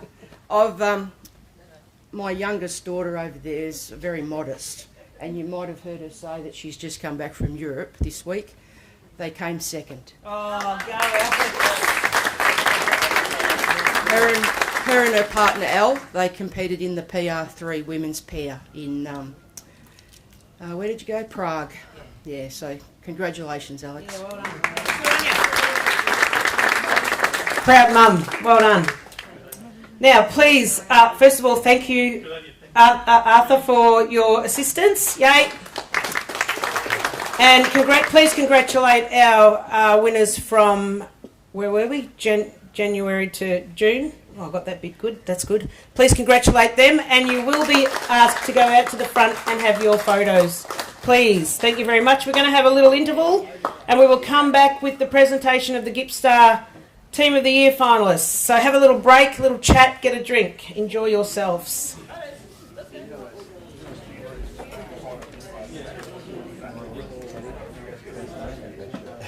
Turn this off now.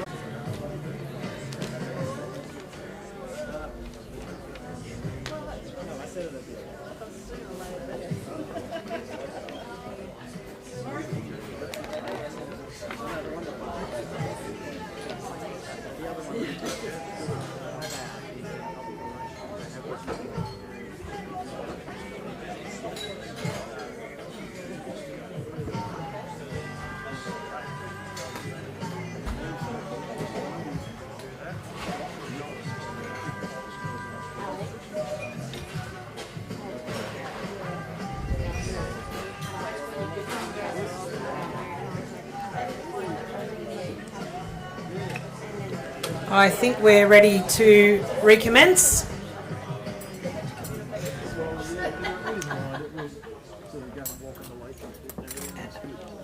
Thank you, everyone. Could I please call up Mayor Moya Davies from South Gippsland, please, to assist with the presentation of Team, Club and Special Achiever Awards. Thank you, Mayor Davies. Yay? Yeah? Geez, you're a hard crowd. Say that to you. So we have two finalists for the Team of the Year. And as we talk about you, please come up and you'll receive a certificate. I will ask you a few questions and then you can go back to your seats and we will announce the winner. Our first finalist and their achievement was minor premiers of the East Gippsland Football Netball League is the Lucknow Football Netball Club 15 and under netball team. Please come up, Danielle. Harriet, up you come. Come on. No good just coming here and sitting down there. You're not going to get out of it that easy. So these players worked hard for 3 years to finish on top of the ladder. The season was still hanging in the balance at the point of writing this nomination. And if they were unable to play, they have been unable to play finals due to COVID-19. And it's important for the club to recognise their hard work, resilience and dedication. It's been a tough few years for everybody. However, the 15 and under girls have stuck together, supported each other and remained positive and committed during each setback. So we have the coach here, Danielle Campbell, and her daughter Harriet, who's one of the players. I just want to probably get you to talk us through, Harriet, I'm going to swing this one over to you, what it was like to just constantly be told, yeah, looks like we're going to play, and then boom, nothing. Go for it. Let us know. It was a bit tough because you got so prepared to obviously play, and then just to be told that you couldn't, it was a bit tough, but you just had to keep on going until it obviously was the time to play. So you say you just had to keep going, but it was like a 2-year yeah 2-year break. What kept you going for 2 years? Mum. Your mum, so your coach. Yeah. And how? So the rest of you. So okay, you live with mum. Obviously, you're in the same house, so it's easy to have conversations with her as the coach and as mum. But what about your other players? How were they managing? So as a team, what were you doing? We were kind of just. We did catch up a lot, and we did do some training sessions still just to keep the fitness up, but it was a bit hard just to stay in touch with them and everything. And obviously, yeah, it was easy for me, but not quite sure about the other players. Yeah. Thanks, Harriet. Danielle, if you could just come up here. Talk us through what you did as a coach to keep these girls motivated. Well, communication was the biggest thing. So we used online platforms to really keep the girls engaged, and just offering whatever I could, everybody has a wall, made sure everybody had a ball, had some cones, and we did little sessions, but just tried to keep morale up. So we did lots of little games and things sort of within our own little team to keep everybody motivated. And yeah, it was a little bit heartbreaking seeing them work so hard and not being able to come away with the reward, but they're such a resilient bunch that they just rallied and took all the positives out of it. And when you say they couldn't come away with the reward, I probably have to disagree with you on that a little bit, because they came back out and they still made that grand final. So for these girls, we've heard so much through COVID of youth mental health issues. You've got to be super proud of not only of those girls, but of you, who's committed your time voluntarily, so no pay. It's all about wanting these girls to be their best, not just on the court, but in this instance, you have to be your best off it because you couldn't get on it. And so I think you probably think about measuring success in that sort of capacity, and you just go for it bigger and better next year. What do you reckon? Oh, absolutely, and there's lots of positives to take out of any situation. So I do agree that having an elusive grand final is what we deem the be all and end all, but there is obviously lots of lessons to learn. So yeah, good on you. Thanks, girls. Well done. So you got to get your certificate.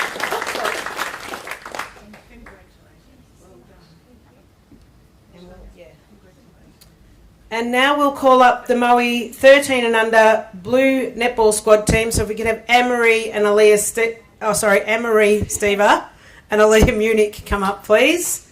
Thank you.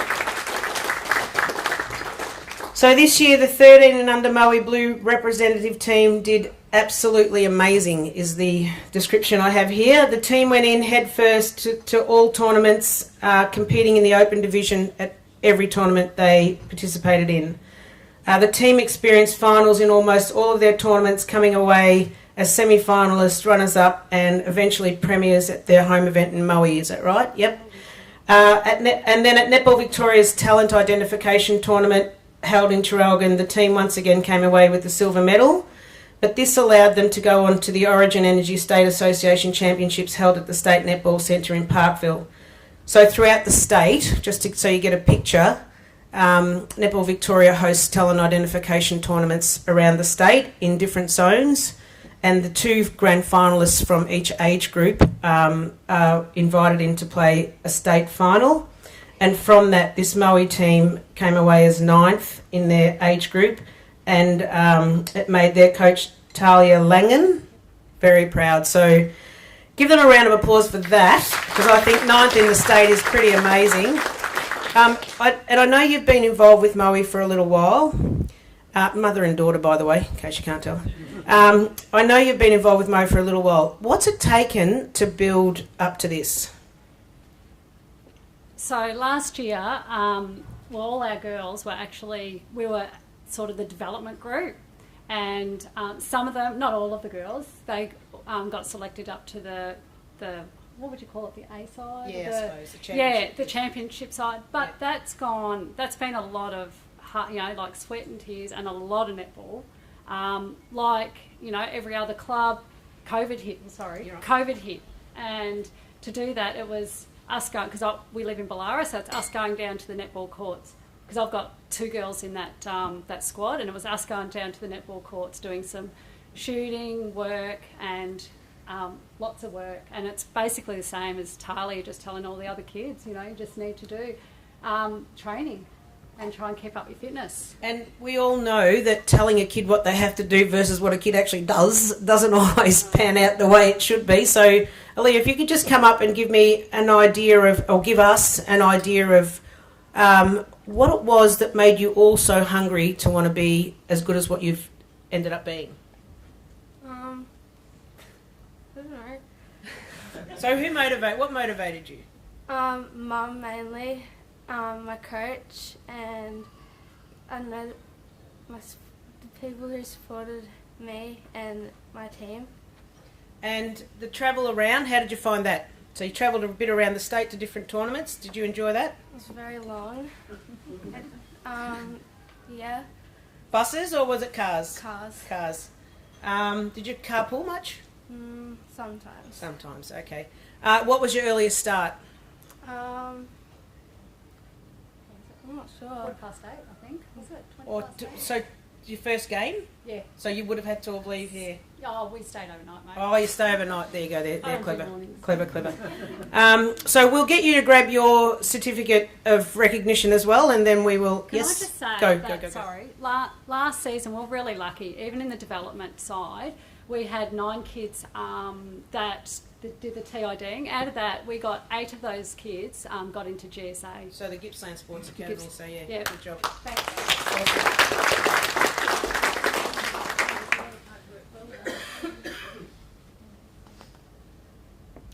So once I've announced the winner, we're going to have a shift change. Ryan's going to come up and do the emceeing. And the winner of the Team of the Year is the Moe 13 and Under Blue Netball Squad team. It's like the Logies, isn't it?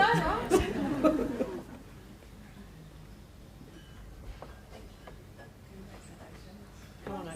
Yes, go for it. Absolutely. Can I just say thank you so much to GIPPSTAR, like the awards. This is actually amazing. It's the first time that Moe had ever been at Melbourne at State. So to actually receive this is actually an absolute honour. And yeah, thanks GIPPSTAR. Well done. Take it away, Ryan. He doesn't have a gold dress though. And don't forget to call up the counsellors. Oh wait, she's here. It's all good. Yes, you stay. Bye. Thank you. Thanks, Judy. It is a long night up here in front of the microphones. I've just stepped in to give Judy a bit of a chop out. She can now sit back and relax and enjoy the rest of the evening. So thank you, Judy. I have the privilege to be able to announce the GIPPSTAR Club of the Year award this year, and there have been 4 nominees. As I mentioned them, I'd like you, similar as what we did for the Teams of the Year, to come up and please receive your certificate and be acknowledged. So the first finalist is the Lang Lang Football Club. The Lang Lang Football Club pride themselves on being a safe and inclusive club for all individuals involved within the club. This year the club formed and maintained a women's football side where all women of all ages were able to come up and play the game in a safe and supportive environment. They also raised monies to purchase a courtesy bus, which was primarily used to transfer elderly supporters to and from games safely, and to shuttle players home after club functions. It also insisted in getting junior footballers to games, which meant that the club was able to field 2 junior sides for the first time in many, many years.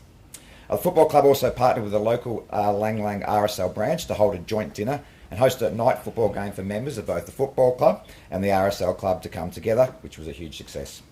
The club can also boast new inclusive facilities that allow for participation of individuals from a range of different backgrounds. So congratulations to Lang Lang Football Club. Do you want to say a few words before we go up here? It's very exciting being a part of the night. There's a lot of very talented people and a lot of, congratulations to all the parents and support people of all the talented people, because it's a lot of work. I know what it's like being involved at a football club level. All the people that make the clubs, they make the individuals, and everyone that's had success here tonight would have someone supporting them or multiple people. So congratulations to everyone in the room, and yeah, it's very, very exciting being nominated for this award. Thank you. Thanks. I'll just get you over to Okay, so our second nominee or finalist is the Melita Netball Club. So the netballers are all up here tonight, which is great. The Melita Netball Club was established in 2020 by Judy Bahaja, who Judy we've seen all night. One of the reasons we've asked her to sit down rather than blow her own trumpet. And over the years, it has expanded to fielding 5 junior teams each week in the Traralgon Netball Association competition. They've got 3 13 and under teams and 2 15 and under teams. Since its inception, Melita has helped connect many juniors to the sport of netball who otherwise may not have the chance to compete. Like Lang Lang, Melita prides itself on being an inclusive club with a passion to support disadvantaged youth and First Nation players, as well as an increasing number of male players. The club is run by dedicated volunteer individuals who are not just looking at player development, but at the sport of netball for the region with a holistic view, developing players, future coaches and future umpires. In 2022, the growth of Melita required Judy to expand her coaching team, which was fantastic to see.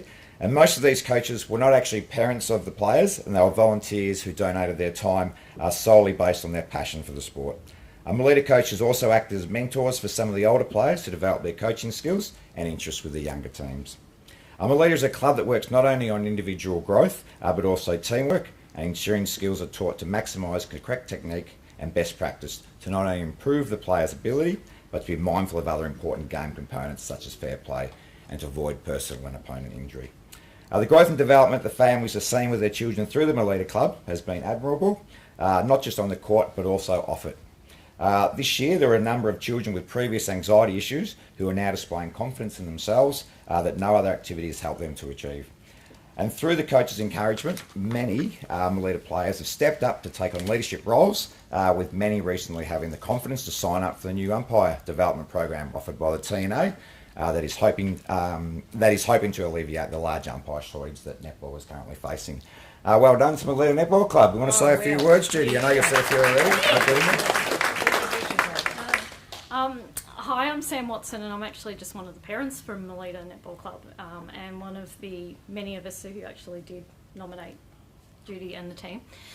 From a parent's perspective, we couldn't be more grateful for what Melita has brought for our children.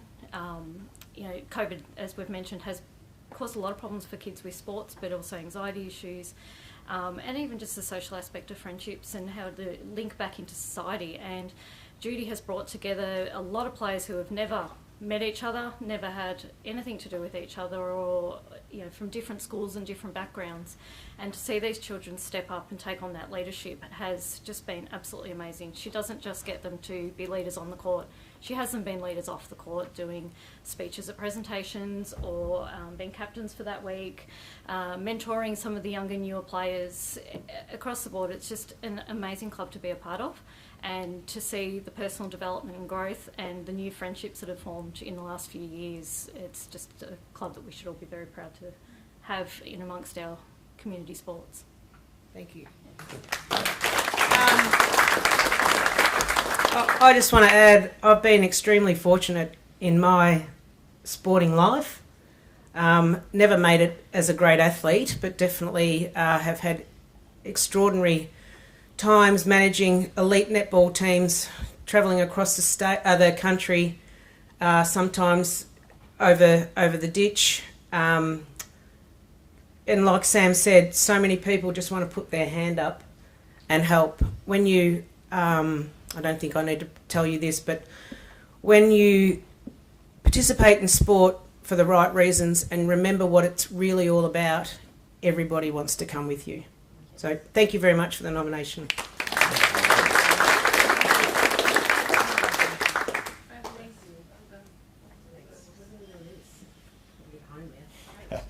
Thanks, ladies. All right. Okay, on to our next finalist for the GIPPSTAR Club of the Year, and that is the Sea Spray Surf Lifesaving Club, for having demonstrated a strong commitment to gender equality and supporting more women in lifesaving to take on leadership roles this year. Late last year, youth member Courtney McDonough and youth mentor Jess Jackson, who we saw up here earlier, with assistance from GIPP Sport, performed a gender equity audit on the club. And following on from that, they then met with two senior club members to discuss the audit results and choose areas that they thought they needed to strengthen or improve upon. One area identified was how to better support women to take on leadership roles in operations, management and sport and training. Following on from this, it is pleasing to see that this season, as mentioned earlier, that the club had their first female club captain in over 10 years, as well as 2 new female patrol captains and 3 female vice patrol captains. The club has strengthened its commitment to gender equity over the past couple of seasons too, by appointing 4 female directors and 2 female committee members. Great to see. In early 2022, the club also hosted an Orange Round presentation on preventing violence against women and a movie screening of Girls Can't Surf in conjunction with Gippsland Women's Health, the Gippsland Centre Against Sexual Assault, GIPP Sport and the Wellington Care Partnership. Both the presentation and movie were well received by the club and by the local community. The Sea Spray Lifesaving Club also hosted their 4th Pink Patrol on Easter Saturday this year. The Pink Patrol is an event that aims to recognise the role that women play in surf lifesaving. On the same day, they also hosted a Pink Patrol Breast Cancer Awareness High Tea which involved 3 inspirational women as guest speakers. The high tea was well supported by the community, with Lifesaving Victoria's CEO, Catherine Greaves, being one of the higher profile guests. Also this season, the club has 7 athletes compete at a state and national level. I think one of those was you, yes. And 6 of these athletes were female, and 2 of those were selected in the Lifesaving Victoria Sporting Excellent program, a remarkable achievement. And just to top things off, the club also entered a women's team into the local basketball competition, just to show the Jacks of all trade they won. So not only are they good in the surf, they're good on the court as well. So fantastic effort from Sea Spray Surf Lifesaving Club. So a few words.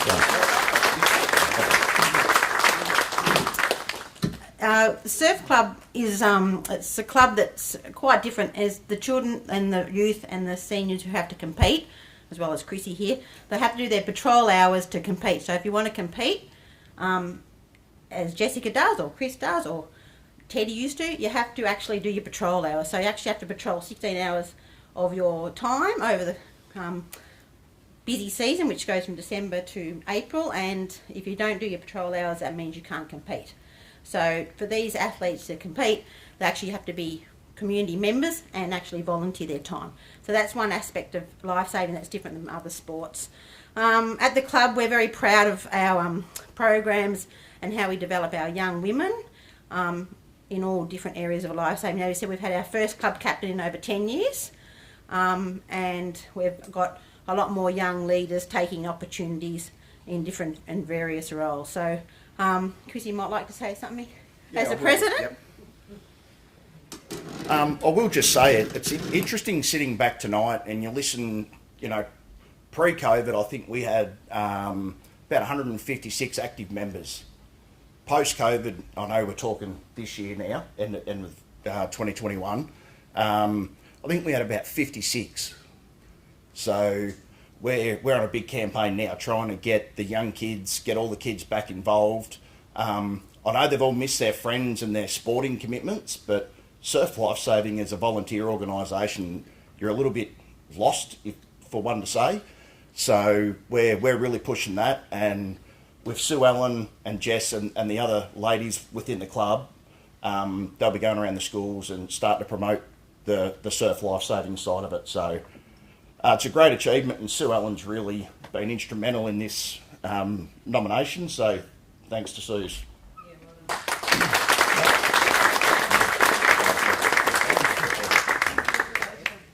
Thanks, Chris and Sue Ellen. All right, we've got one more nominee to announce, and one of this year's finalists is the Bairnsdale Volleyball Association. So a wide range of clubs, which is fantastic to see. Both their women and men's team this year won their Division 2 Volleyball Victoria 2022 Country Championship, so a very good effort.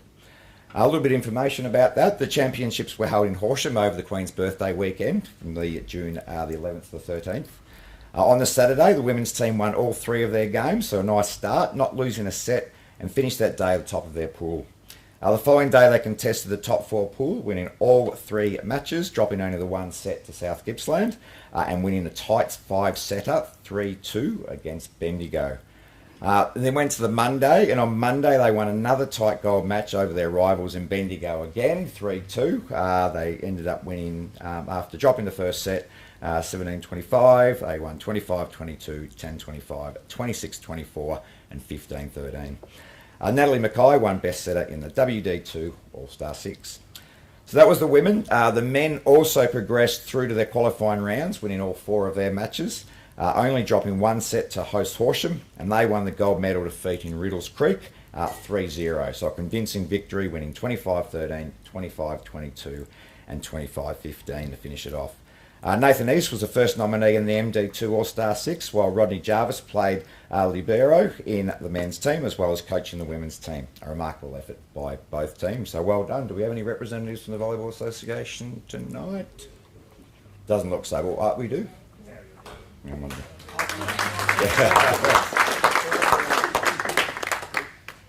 Thursday night's their competition night. Fair enough. No problem. We can't interrupt that.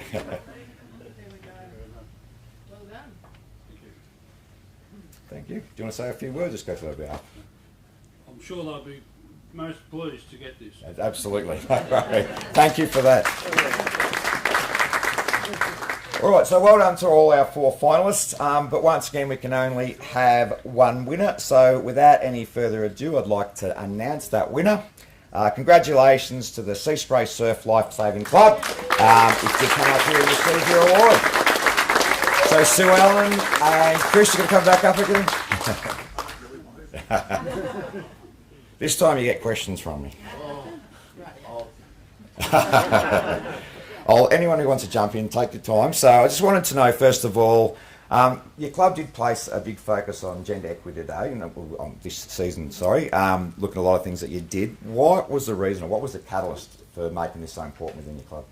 I think, as Jez touched on previously, surf lifesaving has not always been a female-dominated or female-inclusive environment. So actually females were included in surf lifesaving on competition or sport or the patrolling side of things until 1980. So they haven't been around very long, the women, the involvement in the whole thing. So we just thought we have a lot of sort of male athletes and male people who have a sort of leadership role. So we decided that the last few years we'd try and develop our amazing young women and our women who we have in the club. So women right from the nippers right through to our senior members. So we've got lots of talent there, lots of expertise. So we just thought it was important to try and involve them as much in decision making and how the club was heading, and make it a bit more inclusive, a bit more sort of gender balanced. Yeah, perfect. Makes absolute sense. Yeah. It's obviously taken a lot of effort from people within your club. Of all the things you've done this year, what would you consider your biggest achievement? I think it would have to be probably the high tea, the pink high tea, pink patrol that we did. Yeah. Well, that Suze and her team did was, I've never been to a high tea before, but we had a great day. No worries. You just mentioned a little bit how you're trying to get numbers back to the club again. What would attract people to surf lifesaving, and how do people go about getting involved within the club? I think that's a hard one this day and age with the younger kids, with their electronics, everything that they've got, to sit at home and play a game's easy. Yep. Instead of annoying mum and dad to take us down the beach to do something like that. So it's getting real hard, and to have kids to turn up, great life skills, and there's things that they'll learn there that they'll never forget. But it's just trying to get that back into them after, let's say, the 2 years of pretty much just being locked in the houses. So I suppose that's our biggest aim for this season. Yeah. I think too is if everyone's been to Sea Spray or Woodside or Lakes, they're challenging beaches. So to be a nipper, to be a 6 or 7 year old going out into the Sea Spray surf, it's quite a challenge. So a lot of children will start and then they'll peter off, because it's if you can be a nipper at Sea Spray, Woodside or Lakes, you can be a nipper anywhere. Yep. So I think it's just encouraging those nippers and making sure that the programs are offering. And one of the other ladies who won an award for Women in Lifesaving was Vicky Miller. Yep. And she's one of our nipper coordinators, and she just has that great rapport of children. She knows when they're not so comfortable, and so it's making sure that the nippers and children we're getting into our programs, that they feel comfortable and that we're supporting them in whatever conditions they have to go out in or they don't want to go out in. So it's just, I think it's making sure that, because we have a lot of guys like Chrissy who have been around for a long time and they know the surf really well, but we have people who come and they just take one look and go, oh, we're not coming back. So I think it's that, just making sure that everybody's comfortable and we can be as supportive as we can. And we've got a great junior base, so probably that 14 to 18 year old. So all of those kids come down for every nipper program. So if I think we had 112 nippers last year. So there's normally around 20 juniors that come to assist. So the parents see those older kids that have been through that program and see the confidence that their kids get through those kids, or those older kids, I should say, makes a big difference, especially to the families. They do tend to come back instead of walking away. Yeah, good. No, completely understand. I've spent many a summer down at Sea Spray, so I know exactly what you're talking about. I know you're probably keen to get back to your seats, but is there anything else you'd like to add before you go? Courtney Madonna. So Courtney Madonna was a young emerging leader who was working towards her gold medallion in the Youth Improvement Program. So it's a bit like the Duke of Edinburgh Award. So Courtney was going for her gold award, our first gold awardee of that award, and she had to do a project. So that's how we got GIPPSTAR involved to do the screen of the movie Girls Can't Surf. So Courtney coordinated all that, and then we ran that movie, and of course it got interrupted by COVID, and eventually we did it, and it was a great success. But Courtney was the person that started all that, and the gender audit with Jessica and some other young leaders' help. So that now Courtney has moved to Queensland and has now been employed with Surf Lifesaving Queensland, which is a really big achievement. So she's been chosen to be our community and education person who goes around and teaches children about surf lifesaving. So that's a really big achievement for a Victorian to go to Queensland and get a job at Lifesaving Queensland, because they are a huge organisation. Sounds great for Surf Lifesaving yeah. Queensland rather than Surf Lifesaving Victoria. That's a big loss. So it doesn't help us, but it's what she's done with the gender audit and all the things she's done within the surf club from when she started as a nipper has got her that job, that employment opportunity. Fantastic. So, so that was and I suppose the goal is it's the lifeguard medallion. So I think she might have been our first female lifeguard. Lindley. Oh, second. Second. So, Fantastic. but over a long time. So that's led to probably her getting that job as well. Right. Yeah, so Cool. Fantastic. Well, congratulations on the Chris. Thanks for that.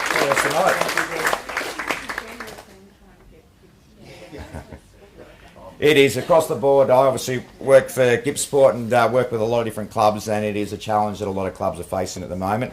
Now that things have returned to normal, hopefully that we are going to get those juniors coming back through our clubs. Alrighty, so we're now going to move on to the GIPPSTAR Special Achiever of the Year Award, and this year we're presenting the One Special Achiever Award, which goes to a very deserving member of the Gippsland sporting community, Chris Brew, for creating a safe and inclusive culture at the Lang Lang Football Club. As we come back up here again, please, Chris. Just quickly, it was touched upon in their Club of the Year nomination, but a little bit, I don't think people were aware how much Chris had to do with what happened at his club this year. So, for starters, he played a large part in forming and maintaining the women's side at the football club. He also helped with the coaching of these girls. When possible, he also coached the juniors, the under-16s, I believe you would have helped out quite a bit. This was in addition to being the club president, so just another task to take on at the same time.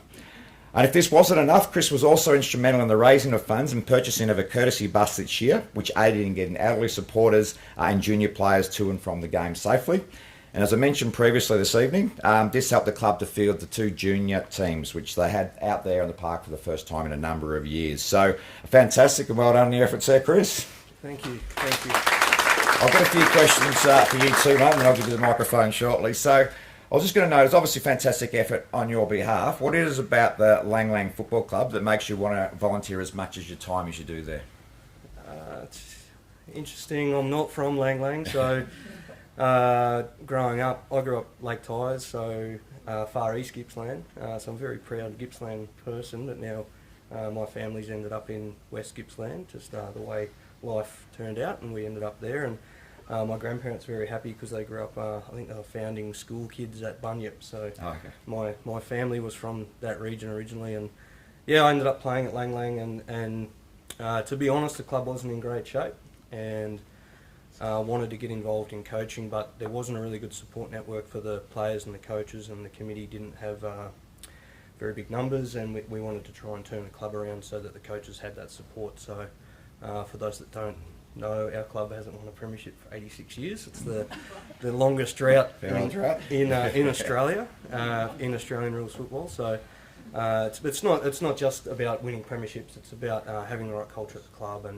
and I've been president for 4 years, and we had to transition from the old showgrounds facility, which was 120 years our home, and we moved the whole club, footy and netball, out 3 k's out of town to a brand new facility. So we moved the summer between 2019 and 2020, and literally moved in 10 days before COVID hit. Right. So if you could imagine, what it's like moving house after you've lived there for maybe 10 years, just imagine moving a whole club after 120 years. It was a big undertaking, and it was certainly disappointing to miss out on 2020 as everyone had to, and the transition to the new facility. We're very lucky to have a great facility, but with anything that's new, there's teething problems. The senior players still remind me that the showers don't work now. So yeah, it's There's always been, shower issues. It's been an interesting experience. But yeah, it was more about just the passion of really enjoying being at the club, but we weren't in good shape. So I wanted that challenge,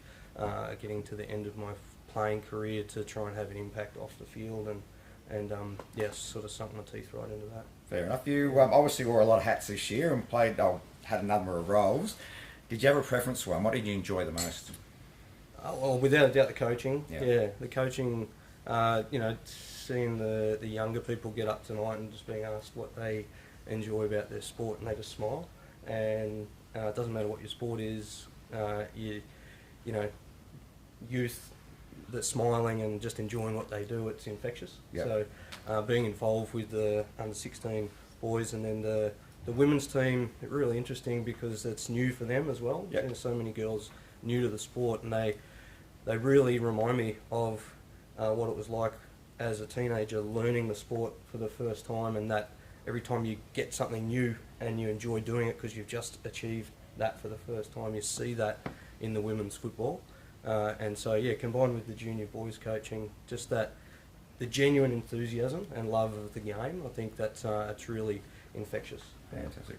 2023, obviously you just mentioned the premiership drought, 81, 83 years was it? It's obviously a big focus, I'm sure, for the club. What else are you looking forward to most next season? I think just continuing to get the culture right, to be honest, because I'm a big believer if you've got a good system and a good club, then success will just come. Yep. So it's not so much about trying to win a premiership, it's about making it really inclusive, and from the juniors to the seniors, having that connection and making everyone feel a part of the club. I know a young fella here from Phillip Island, Bo Vernon, has been a really good mentor of mine. That what they've done at Phillip Island, what he's done for that club, recognising volunteers as much as the coaches and the players, the way everyone feels a part of the club. If you can create that environment, then success will just come. Fair enough. And while you've got the microphone, is there anything else you want to add tonight? I guess without a doubt, I've got to thank the committee of the club and my family especially. I really probably shouldn't have stayed president. My wife got breast cancer in 2020, and a lot of people that I really respected told me to walk away, and I did take a couple of weeks off, but she trusted me to manage the load, and I got a lot of great support from the players at the club, and my son got diagnosed with autism not long after that, so it was an interesting time managing life and the different loads with work and the 40 odd hours extra a week that you get from being footy president. So definitely have to thank my family, and we're taking a little bit of time off next year as a family. I'm repaying some time to them, so I think you might need to. Looking forward to that. Yeah. Just makes your achievements all the more remarkable, knowing what you had going on in the background as well. And I've been president for many years myself. I don't know how anyone else will wear as many hats as what this man's doing. So fantastic! You've done very well. Thanks very much for the academy and everything.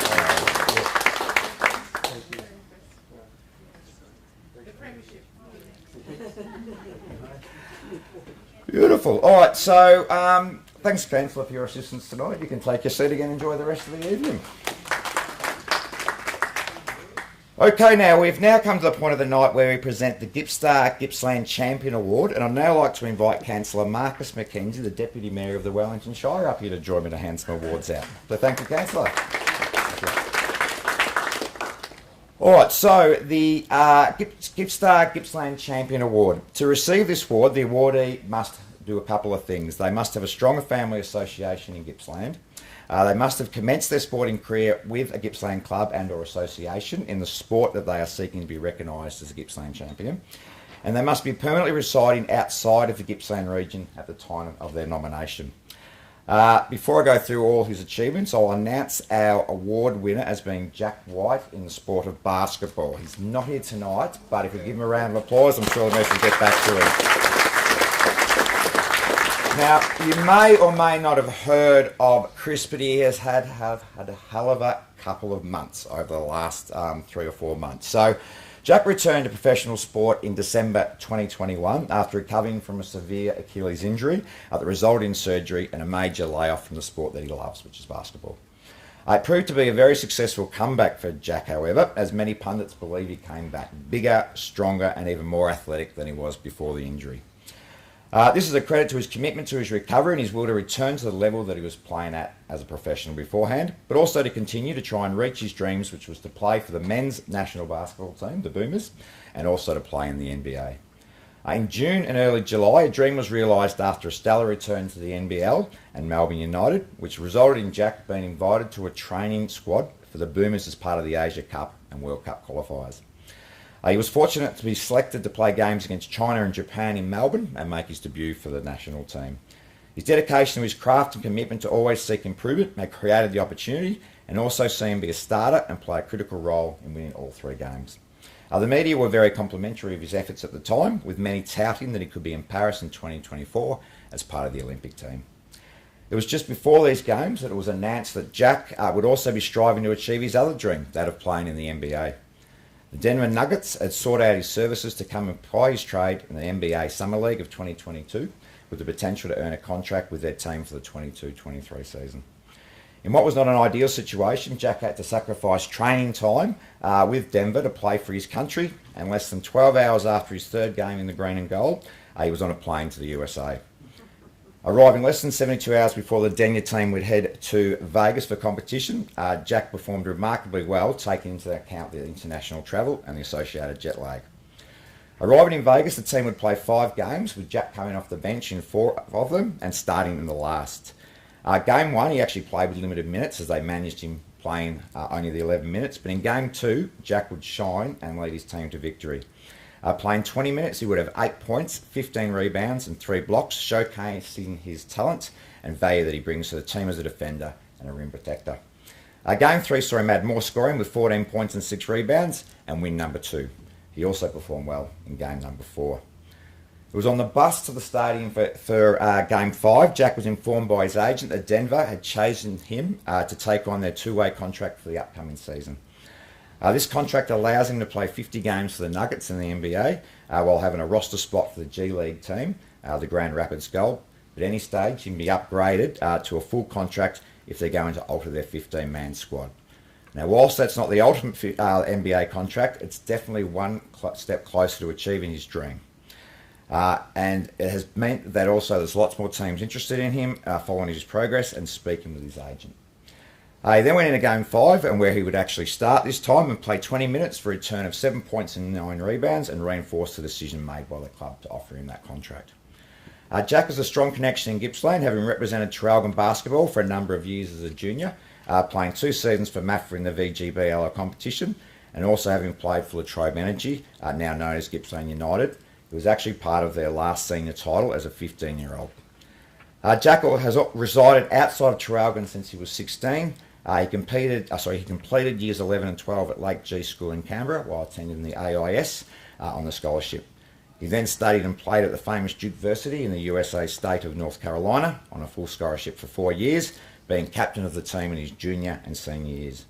He graduated and returned to Melbourne in 2020, and after signing a 3-year contract with Melbourne United in the NBL, Jack is currently residing in Denver, Colorado, and as I mentioned, unable to be here tonight. He has, however, sent along a message of thanks, which we'll play shortly, and I'll ask Darryl White to come up and accept his award on his behalf.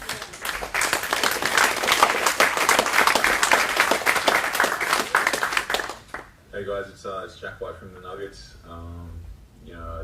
I heard from my old man that I was lucky enough to be nominated and win the GIPPSTAR Gippsland Champion Award for 2022.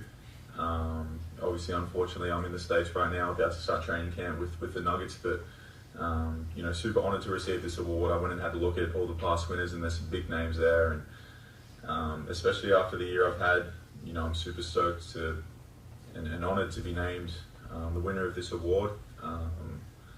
Wish I could have been there, but duty calls. But hope you guys have a good night. Congratulations to all the other award winners, and let's go Gippsland. Cheers.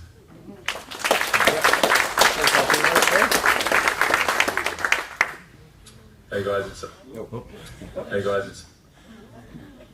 Well, what a surprise. I think first thought that comes to my mind is that is from his grandmother saying to Jack, "Shoot the basket," and this is incredible, and Jack has really been on a journey with his basketball. He's been absolutely, like everybody else here, the young ones here tonight are saying, and at all ages for that matter. But he's been absolutely dedicated to the sport of basketball, and he's really sacrificed a lot to be able to follow his dream. And he's been very, very lucky young fellow to be able to have the journey that he's had, which has been mentioned. Took him to the AIS for a while, and then to Duke University with the and being under the tutelage of the USA national coach Mike Krzyzewski for 4 years, and as mentioned, a couple of years as co-captain of the side, and then to come back here, and he really, I know that he had a great experience of playing for Melbourne United, and then he had that moment where he snapped his Achilles, and so that was a new challenge for the young fella, and which meant that he had to be absolutely dedicated and committed to the recovery process, and he had great support from Melbourne United, and which got him back on the court, and so he's really been able to show his potential, and but how far it takes him remains to be seen. But he's done all the right things so far, and basketball has been his passion all the way through, and we just watch with interest to see what happens next with the Denver Nuggets, and so it's a great honour for me to, on behalf of the family and his parents, Jeff and Rachel, to accept this award for Jack, and we're really proud of him, and let's hope that the journey continues and that he can really sort of have a positive impact on the game. It's not only about, for him, it's not only about shooting a few baskets, but it's also about the other parts of the game, the team aspect of it, and the defensive aspect of it that's really significantly important to him as well. And so I think he's got the potential, and he's just got to remain persistent and continue his efforts and see what happens next. But this is very much unexpected, and it's a great honour to be able to accept it on Jack's behalf. Thank you.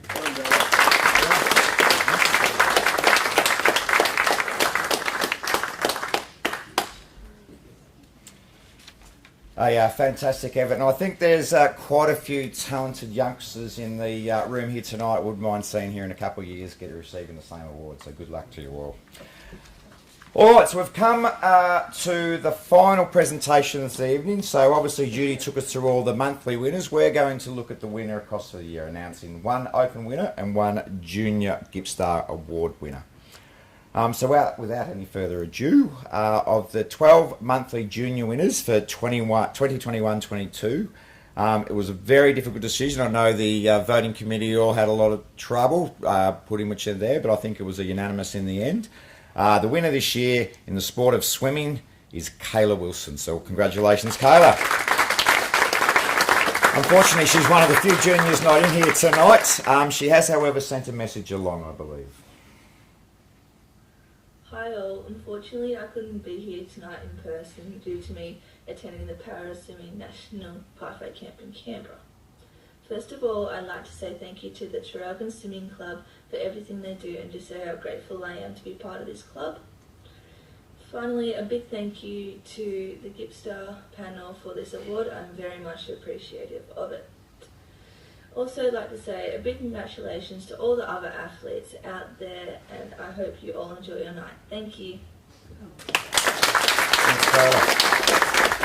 We've had some tremendous junior swimmers. I always get a bit worried how their necks are going with the number of medals they send to wear throughout the course of this year. So hopefully no back pain going forward with some of our fantastic swimmers. On to our Open Award winner, and out of the 12 monthly Open winners that we had in 2021-22, our overall GIPPSTAR Open winner, once again, some very competitive athletes out there, but this year It has gone to a previous recipient of the Junior Award, his first Open, Cohen Wade in the sport of Mountain Pentathlon and Track Ride. Right, mate. I've got a few questions. Actually, I might just let you go for a moment if you want. Anyone you'd like to thank? Or Firstly, I'd just like to thank Mum and Dad for taking me to all the events. Without them, none of this would be possible. To all the supporters and everyone, like all the nominees in the room, everyone that could be and couldn't be here, all of you guys for putting this whole thing together. Appreciate it, mate. We got a little bit worried when you weren't here in the room earlier tonight for the monthly award. Where did you happen to be? I was still at work. Always working or working in your sport, so fantastic to see. Is there anything else about your year? Obviously we saw, it was before you were here, we went through some of your achievements throughout the course of the last 12 months. More recently, what have you been up to? So the start of this year was pretty quiet, and then I had a bit of a break with football, so I played out a season there, and we're just starting to come back in for more competitions now, and I'll head to New Zealand in a few weeks and then come back and do a bit more training, and then probably next year there'll be more state and international events coming up. Fantastic. Well, wish you well anyway, mate. It's been a fantastic effort and great to have your first Open Award winner with the GIPPSTAR Awards. So congratulations.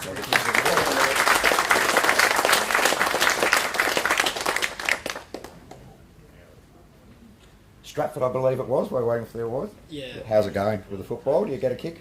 Yeah, it was pretty good. I played some senior games and some reserve games, so first year up in the big leagues. Fantastic. Beautiful. Good. Beautiful. Good on you. All right, well. Congratulations, Cohen. And not only congratulations to Cohen, of course, but to all our award winners this evening, all the monthly award winners, the team of the year, the club of the year nominees, our special achiever award recipient, and the Gippsland Champion Award winner. We're coming to the end of the evening, but to close off the night, I'd like to invite Gippsland Sport Academy Chair, Jim Vivian, to the stage. So thanks, Jim.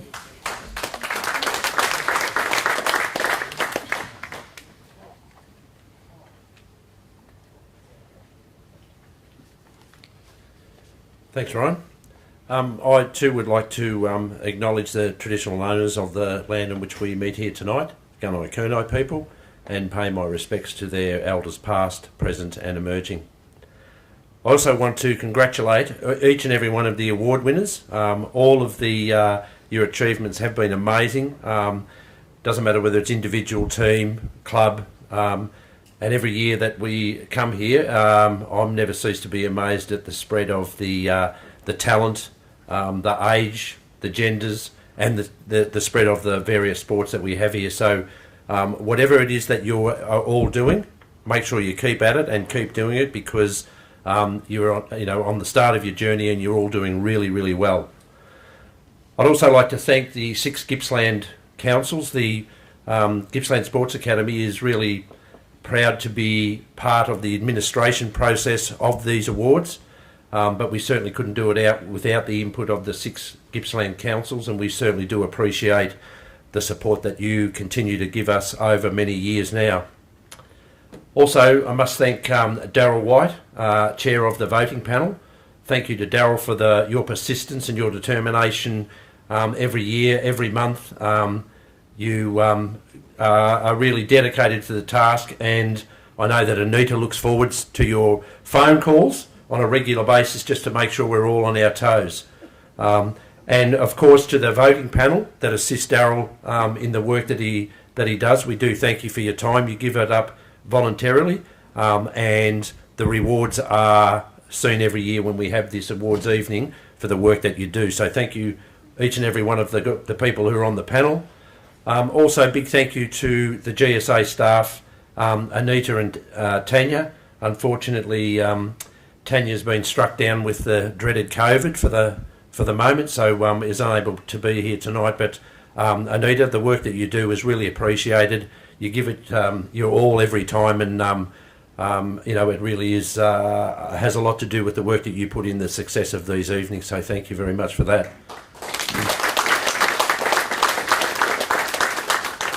Also, thank you to Steve, Roger, Kiara, Judy, Ryan, for the work that you guys do every year. the first part of the awards evening is always a lot of fun. We've got Judy cracking jokes, falling off the stage. I haven't done that so you notice we don't have a stage, Judy, so we've kept you safe this year. And thanks, Ryan, for stepping in and doing your bit as you always do. Also like to thank the Cheryl and the Morwell Bowling Club and all the staff. Always put on a great show for us here. We love coming along here. This facility here is nice and cosy, and I can only imagine how good the facility will be when it's all finished. Hope you all had a great night. Travel safe home, and we hope to see you all again in the next 12 months or so. So thank you very much. Thanks, Jim. And that is the end of officialities for this evening. I'd like to wish all our athletes and their parents the best of luck over the next 12 months, and we hope to see many of you up here again for the next 12 months. And I'm getting motions from all the thing that anyone who just won an award, could they please make sure they go out and get some photos.